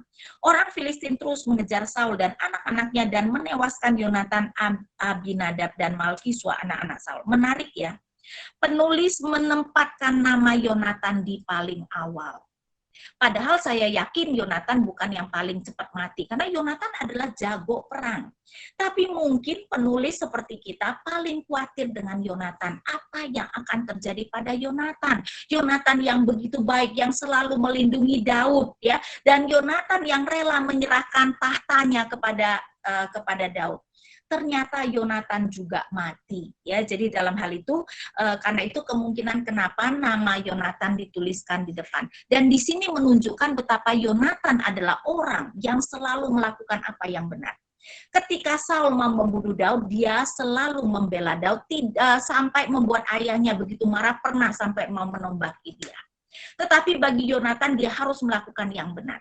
Dan ketika bukan soal dengan Daud, tapi soal dengan Filistin, walaupun Yonatan tentu saja sudah tahu bahwa kalau dia ikut berperang akan mati, ya, perempuan atau roh Samuel sudah mengatakannya, dia tetap menganggap sebagai putra mahkota, dia harus berperang bersama-sama dengan ayahnya, bahkan rela menyerahkan nyawanya. Dan mungkin karena itu, nama Yonatan yang ditulis paling depan, ya, karena penulis sama seperti kita paling khawatir tentang Yonatan. Kalau Saul biarlah mati, memang jahat, gitu kan, tapi Yonatan ya, tapi ternyata ya Yonatan menganggap bahwa dia sama dengan ayahnya dan rakyat Israel. Kemudian dari ayat 3, kemudian makin beratlah pertempuran itu bagi Saul, para pemanah menjumpai dan melukainya dengan parah. Lalu berkatalah Saul kepada pembawa senjatanya, hunguslah pedangmu dan tikamlah aku, supaya jangan datang orang-orang yang tidak bersunat ini menikam aku dan memperlakukan aku sebagai permainan. Tetapi pembawa senjatanya tidak mau karena ia sangat segan. Kemudian Saul mengambil pedang itu dan menjatuhkan diri ke atasnya. Ketika pembawa senjatanya melihat bahwa Saul telah mati, ia pun menjatuhkan dirinya ke atas pedangnya lalu mati bersama-sama dengan Saul. Ya, Saul yang telah terluka parah akhirnya membunuh diri dengan menjatuhkan dirinya pada pedang. Ya, orang Yahudi mempunyai prinsip seperti orang Jepang, daripada dipermainkan musuh lebih baik bunuh diri. Ya, jadi Alkitab tidak pernah mengajarkan kalau bunuh diri pasti tidak selamat. Bahkan orang Yahudi sepertinya mempunyai prinsip lebih baik bunuh diri daripada dihina oleh orang lain, apalagi memang Saul sudah tidak mungkin bisa hidup. ya. Nah, kemudian kita bisa melihat kelihatannya Alkitab mau menggambarkan Saul mati dihukum Tuhan. Karena itu kalau kita baca dari ayat 8, ketika keesokan harinya orang Filistin datang merampasi orang-orang yang mati terbunuh itu, didapati mereka Saul dan ketiga anaknya tergelimpang di pegunungan Gilboa. Mereka memancung kepala Saul, merampas senjata-senjatanya dan menyuruh orang berkeliling ke negeri orang Filistin untuk menyampaikan kabar itu di kuil berhala dan kepada rakyat. Kemudian mereka menaruh senjata-senjata Saul di kuil Asitoret dan mayatnya dipakukan mereka di tembok kota Betsean. Saudara, mayat yang digantung itu menunjukkan orang yang dikutuk oleh Allah. Ya, jadi kalau saya bacakan Ulangan, ya kita melihat Ulangan 21. Ulangan 21.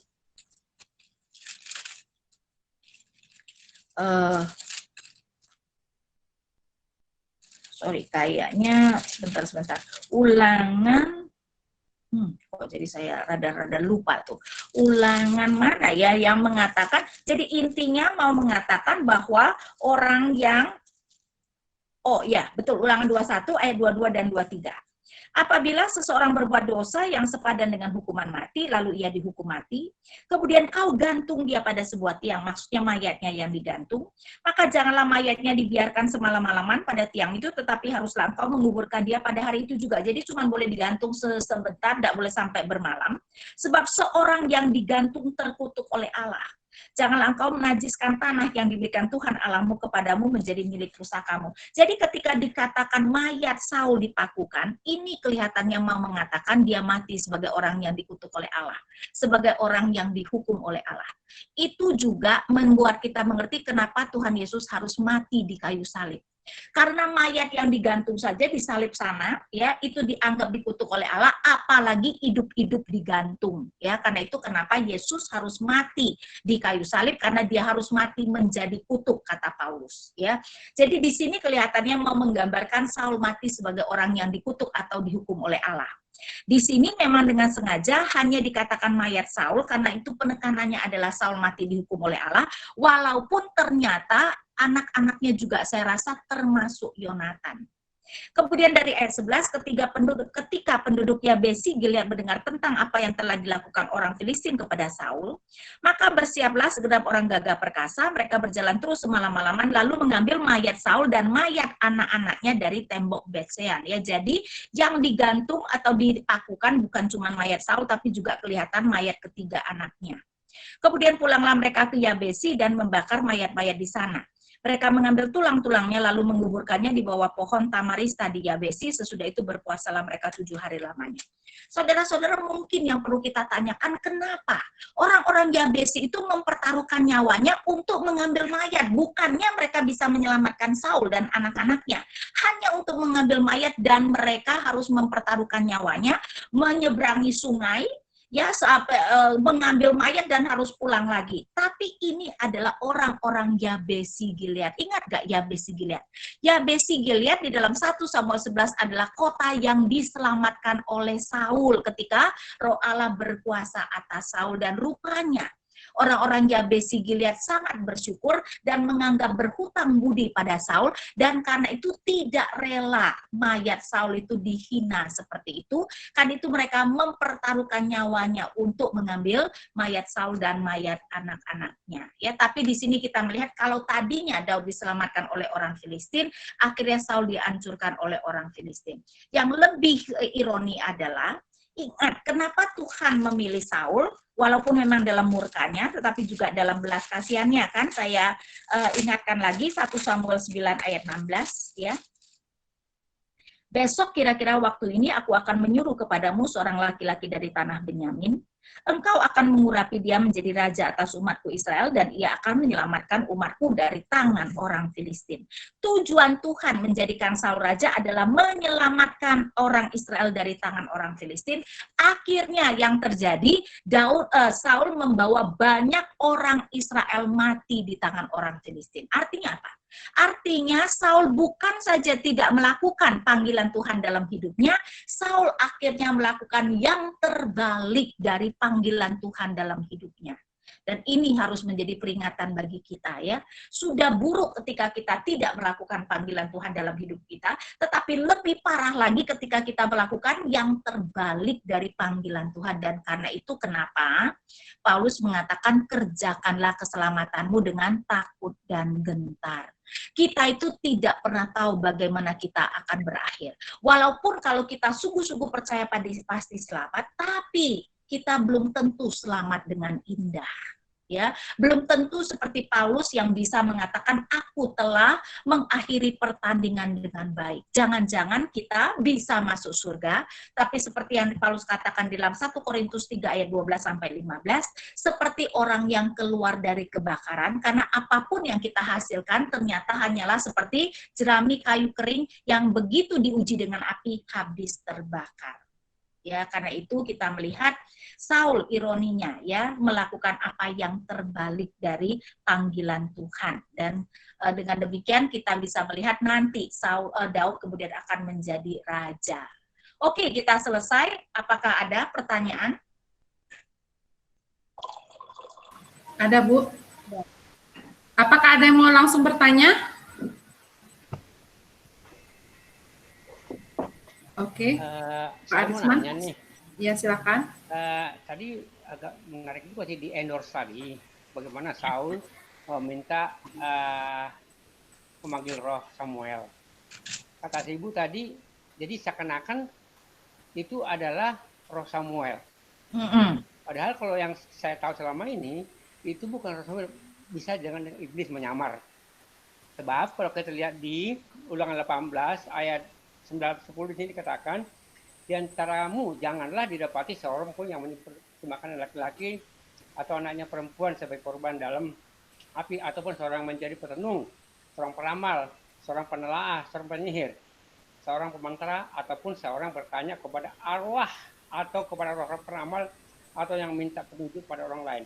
Kalau memang itu pas tadi memang roh dari Samuel, berarti masih ada kesempatan lah kita menanya roh engkau kita gimana, Bu? Bukan ada kesempatan, nggak boleh kan? Tuhan jelas mengatakan tidak boleh. Tapi kita tahu Tuhan sering mengizinkan apa yang tidak boleh terjadi kita lakukan. Sama seperti Tuhan biarkan Daud berzina. Boleh nggak berzina? Nggak boleh. Tapi Tuhan biarkan Daud jatuh dalam perzinahan. Jadi Tuhan biarkan Saul memakai tukang ahli pemanggil arwah. Dan itu adalah hal yang biasa, Tuhan izinkan hal yang sebenarnya dia tidak sukai terjadi. Nah, sedangkan penulis mengatakan itu adalah Samuel. Jadi kita tidak ada alasan mengatakan bahwa itu adalah roh yang menyamar.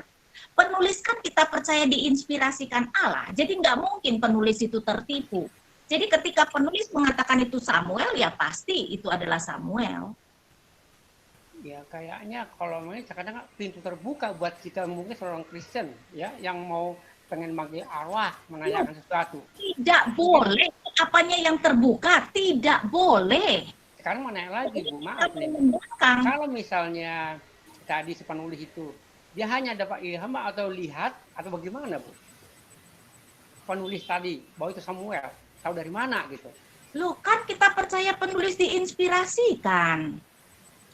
Sekarang tergantung kita percaya nggak kalau penulis Alkitab diinspirasikan. Saya sih percaya. Kembali kepada tadi ulang 18:10 itu gimana, Bu? Yang tadi saya bacakan tadi gimana tuh itunya? Tidak boleh bukan berarti Tuhan tidak mungkin izinkan terjadi. Tuhan mengatakan tidak boleh berzina, tapi Tuhan izinkan Daud berzina. Apa bedanya? Tuhan mengatakan tidak boleh memanggil roh, tapi Tuhan izinkan itu terjadi. Apa bedanya? Tuhan sering izinkan hal-hal yang tidak boleh kita lakukan untuk kita lakukan. Karena apa? Karena Tuhan itu memang akan membiarkan kita tetap berdosa ketika kita bersikeras untuk berdosa. Jadi apa yang Tuhan larang bukan berarti tidak mungkin terjadi. Jadi kita boleh nggak memanggil arwah? Jelas tidak boleh.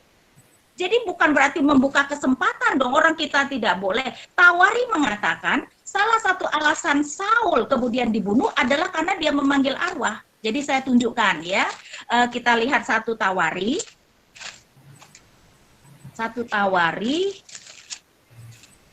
pasal 10 ayat 13 dan 14. Demikianlah Saul mati karena perbuatannya yang tidak setia terhadap Tuhan, oleh karena ia tidak berpegang pada firman Tuhan, dan juga karena ia telah meminta petunjuk dari arwah dan tidak meminta petunjuk Tuhan. Sebab itu Tuhan membunuh dia dan menyerahkan jabatan raja itu kepada Daud bin Isai. Jadi orang Kristen mau memanggil arwah, silakan, tapi hati-hatilah, jangan-jangan Tuhan matikan kamu tuh.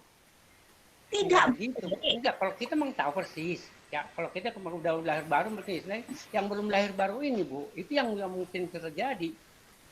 Lah sekarang orang belum lahir baru ya segala dosa juga akan dia lakukan. Kenapa jadi ini kemudian menjadi sesuatu yang berbeda dengan dosa yang lain? Kan sama, memang banyak dosa yang memang kita lakukan. Jangankan orang yang tidak lahir baru, orang yang sudah lahir baru pun kita sering sekali tetap saja bersikeras melakukan dosa. Jadi logikanya tidak masuk akal. Kalau Tuhan larang berarti tidak mungkin Tuhan izinkan. Itu logika yang tidak masuk akal. Kenyataannya banyak yang Tuhan larang, Tuhan izinkan terjadi. Oke. Ya udah, Bu, terima kasih. Oke. Oke, berarti memang ini perlu ya Bu. Banyak yang Tuhan larang, tapi Tuhan izinkan terjadi gitu. Betul. Dan kenyataannya begitu kan?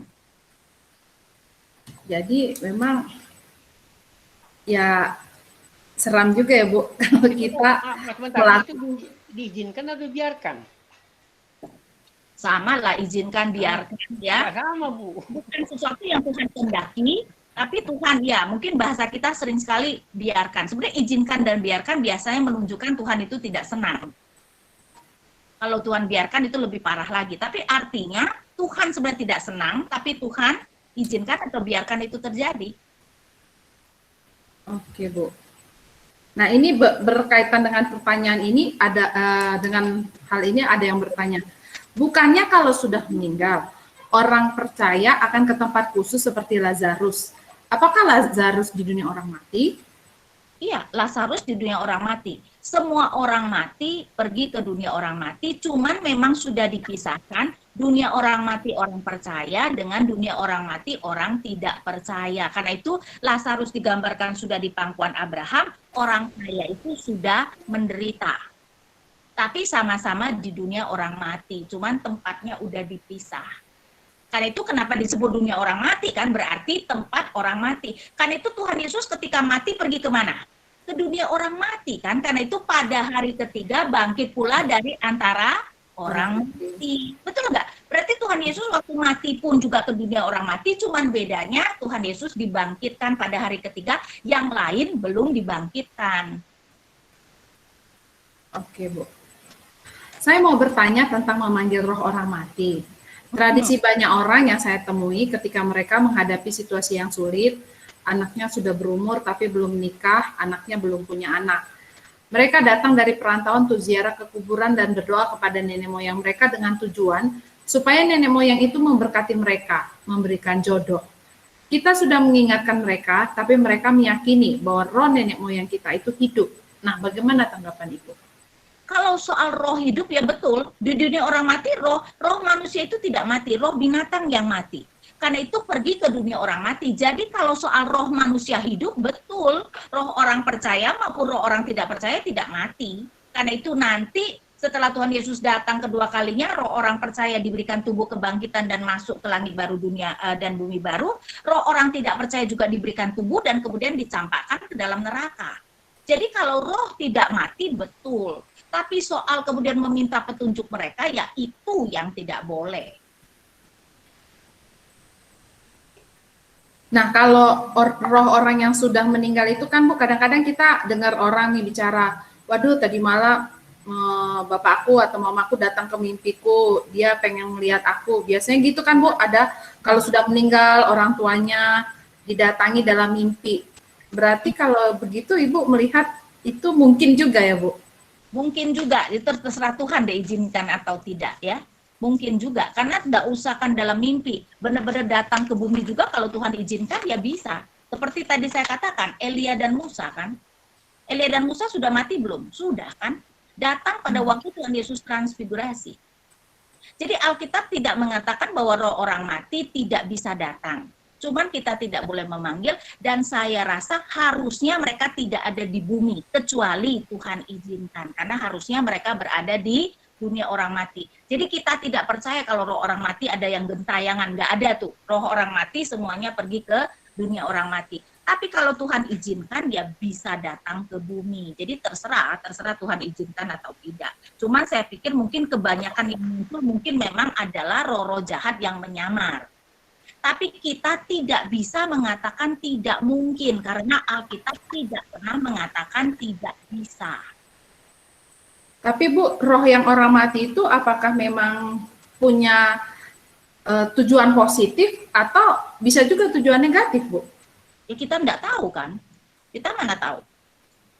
Ya kalau Samuel begitu dan Musa dan Elia kan tujuannya positif. Iya, itu maksud saya. Ya nggak tahu. Jadi setiap kasus yang mungkin akan berbeda ya, dan tergantung rencana Tuhan. Oh, oke Bu. Kenapa zaman dulu Allah mengizinkan orang-orang yang dekat dengannya, tapi banyak istrinya? Beda dengan Ishak yang hanya punya satu istri. Nah, dalam hal itu mungkin kita harus bedakan kalau pemimpin ya. Jadi orang Israel sebenarnya tidak banyak yang berpoligami. Hanya mereka yang kaya seperti bapak-bapak leluhur atau para pemimpin seperti para hakim dan para raja.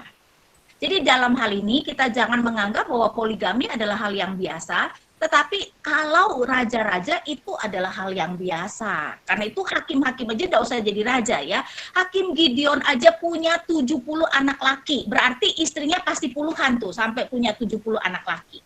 Jadi kalau penguasa mempunyai banyak istri, dan di dalam sejarah kita melihat apalagi raja punya ribuan istri mah itu hal yang biasa.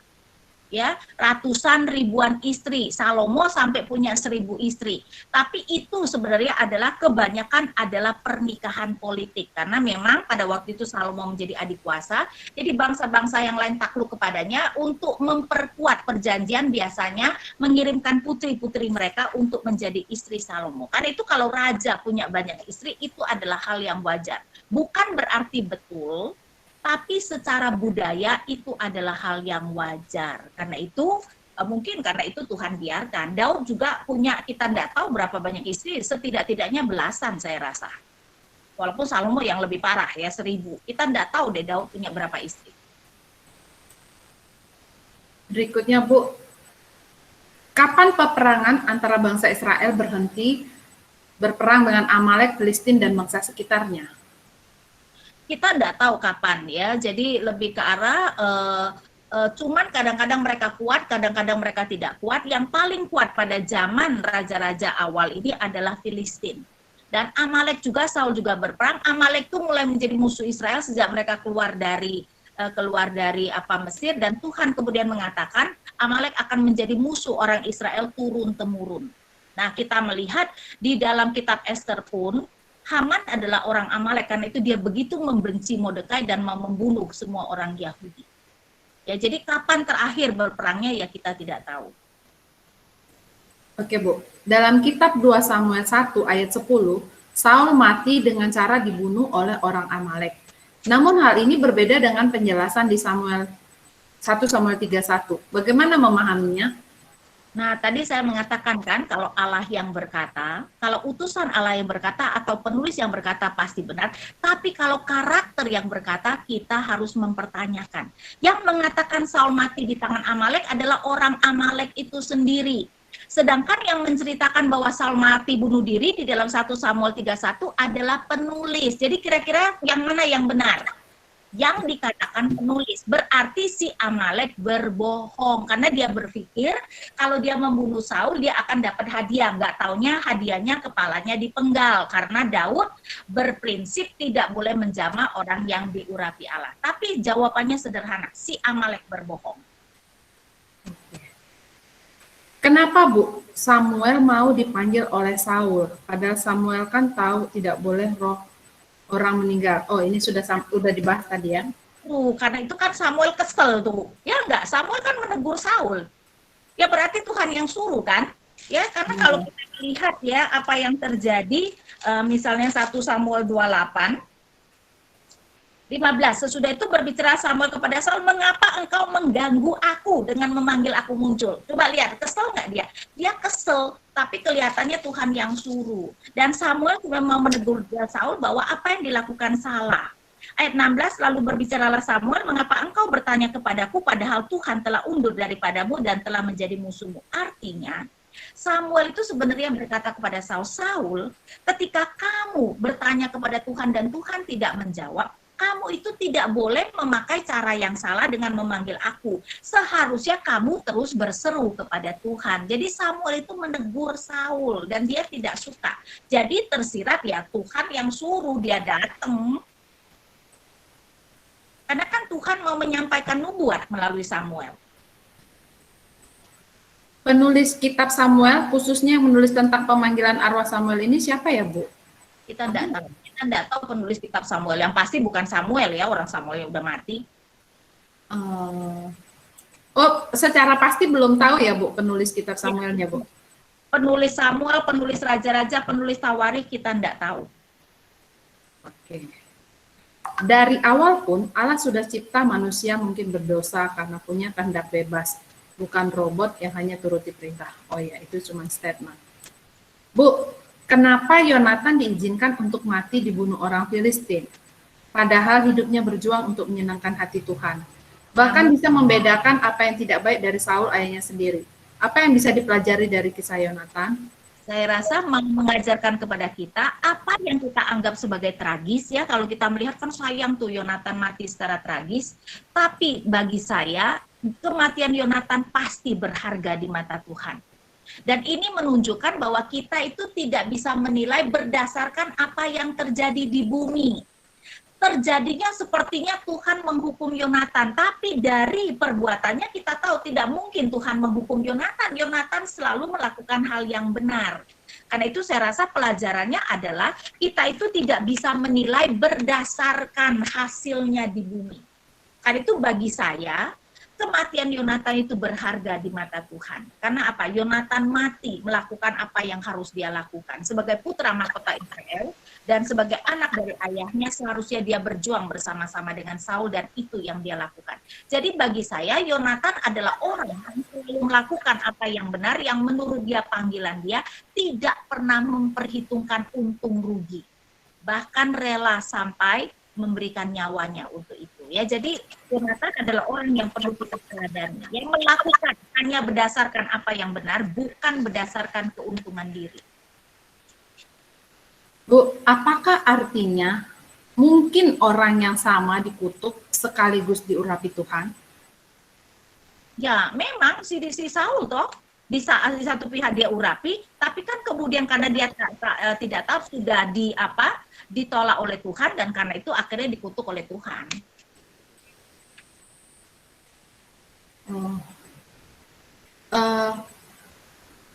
Bukankah orang percaya yang sudah mati ada bersama Kristus di sorga atau Firdaus, sesuai yang dia ucapkan di kayu salib?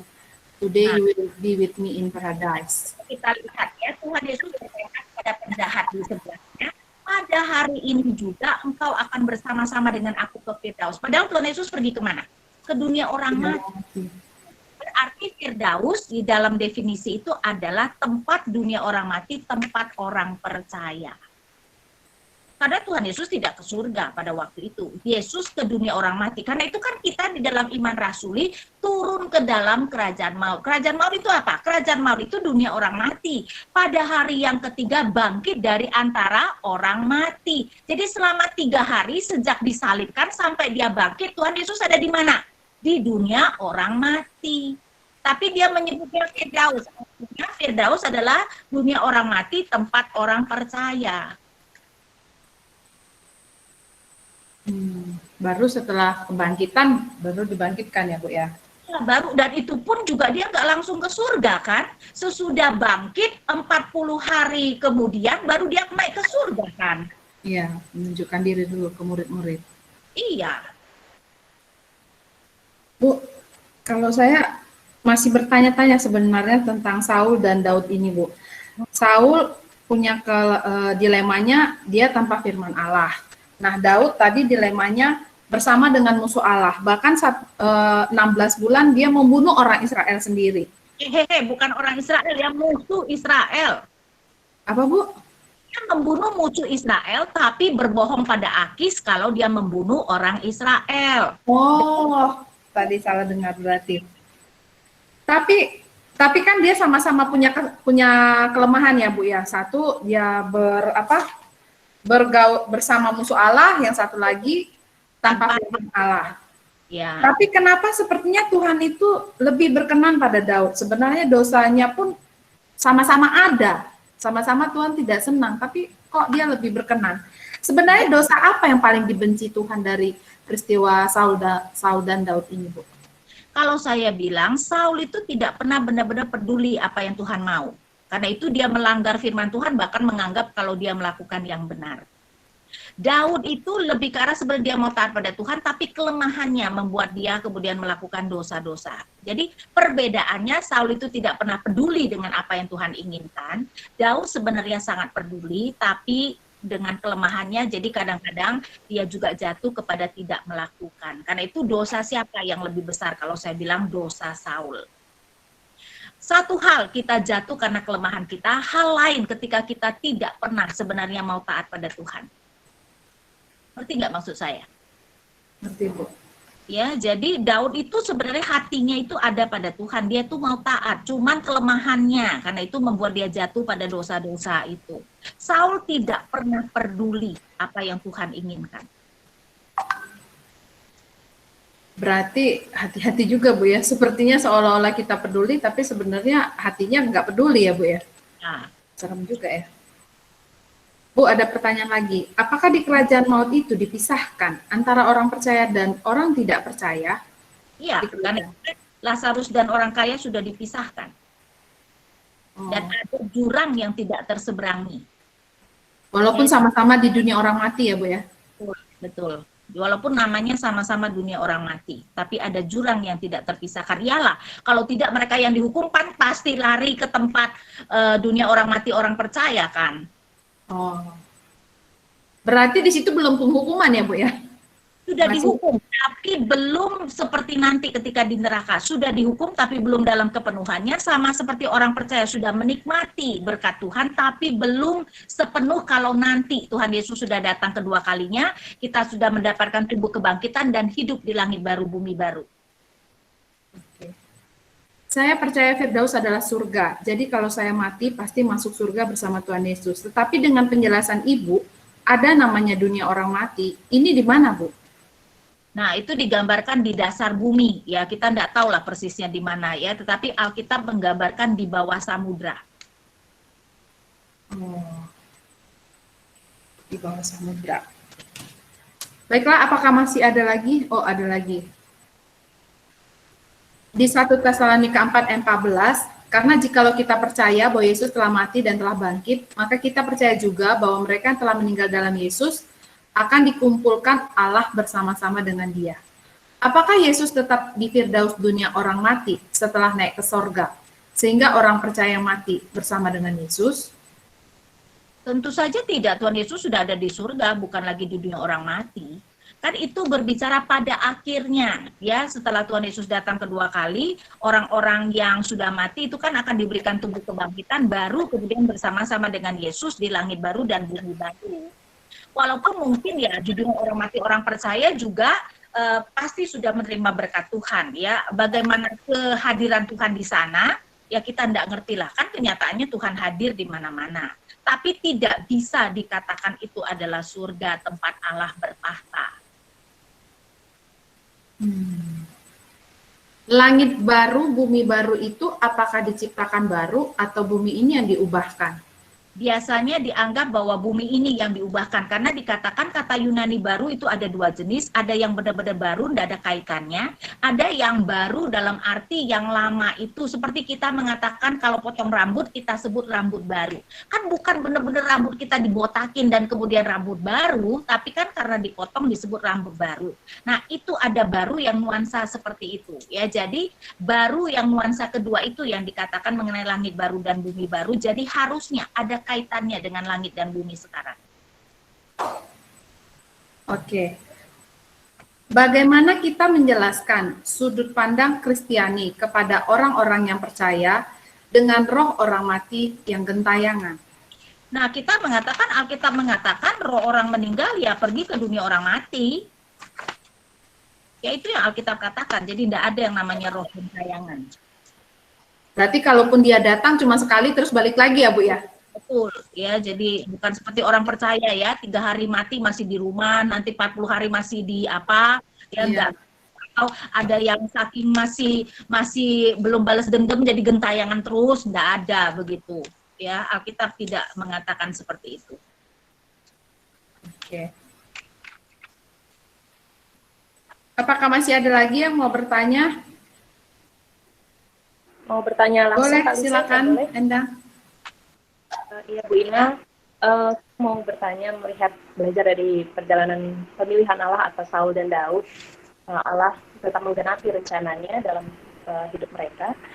Nah, saya mau bertanya apakah dari prinsip Allah menyesal karena pertobatan kita atau menyesal melihat perubahan sikap manusia, itu kan beberapa kali disebut di Alkitab dengan prinsip Allah tidak pernah menyesal dengan rancangannya. Nah, apakah yang sebenarnya bagi Allah lebih penting? Apakah penggenapan rencana awalnya atau apakah Allah berkenan sama perubahan hati kita sebagai manusia? Apakah kita bisa berubah? Dalam hal itu seperti biasa kita kalau melihat doktrin harus ada paradoksnya. Jadi ada 2 doktrin yang kita harus melihat bersama-sama secara paradoks. Yang satu adalah Allah yang tidak pernah berubah. Allah tidak berubah dalam karakternya, dalam kesetiaan pada janjinya, dan dalam ketetapannya. Dalam kaitan itu dikatakan Allah tidak mungkin menyesal. Bilangan 23 ayat 19 misalnya, atau 1 Samuel 15 ayat 29, Allah tidak mungkin menyesal. Tapi sebaliknya di dalam Yeremia 18 ayat 7 sampai 10 menggambarkan Allah itu adalah Allah yang merespon. Kan itu Yeremia 18 ayat 7 sampai 10 mengatakan ada kalanya Allah berkata akan memberkati atau menghukum satu bangsa, tapi kalau bangsa itu bertobat Allah akan menyesal dan tidak jadi menghukum.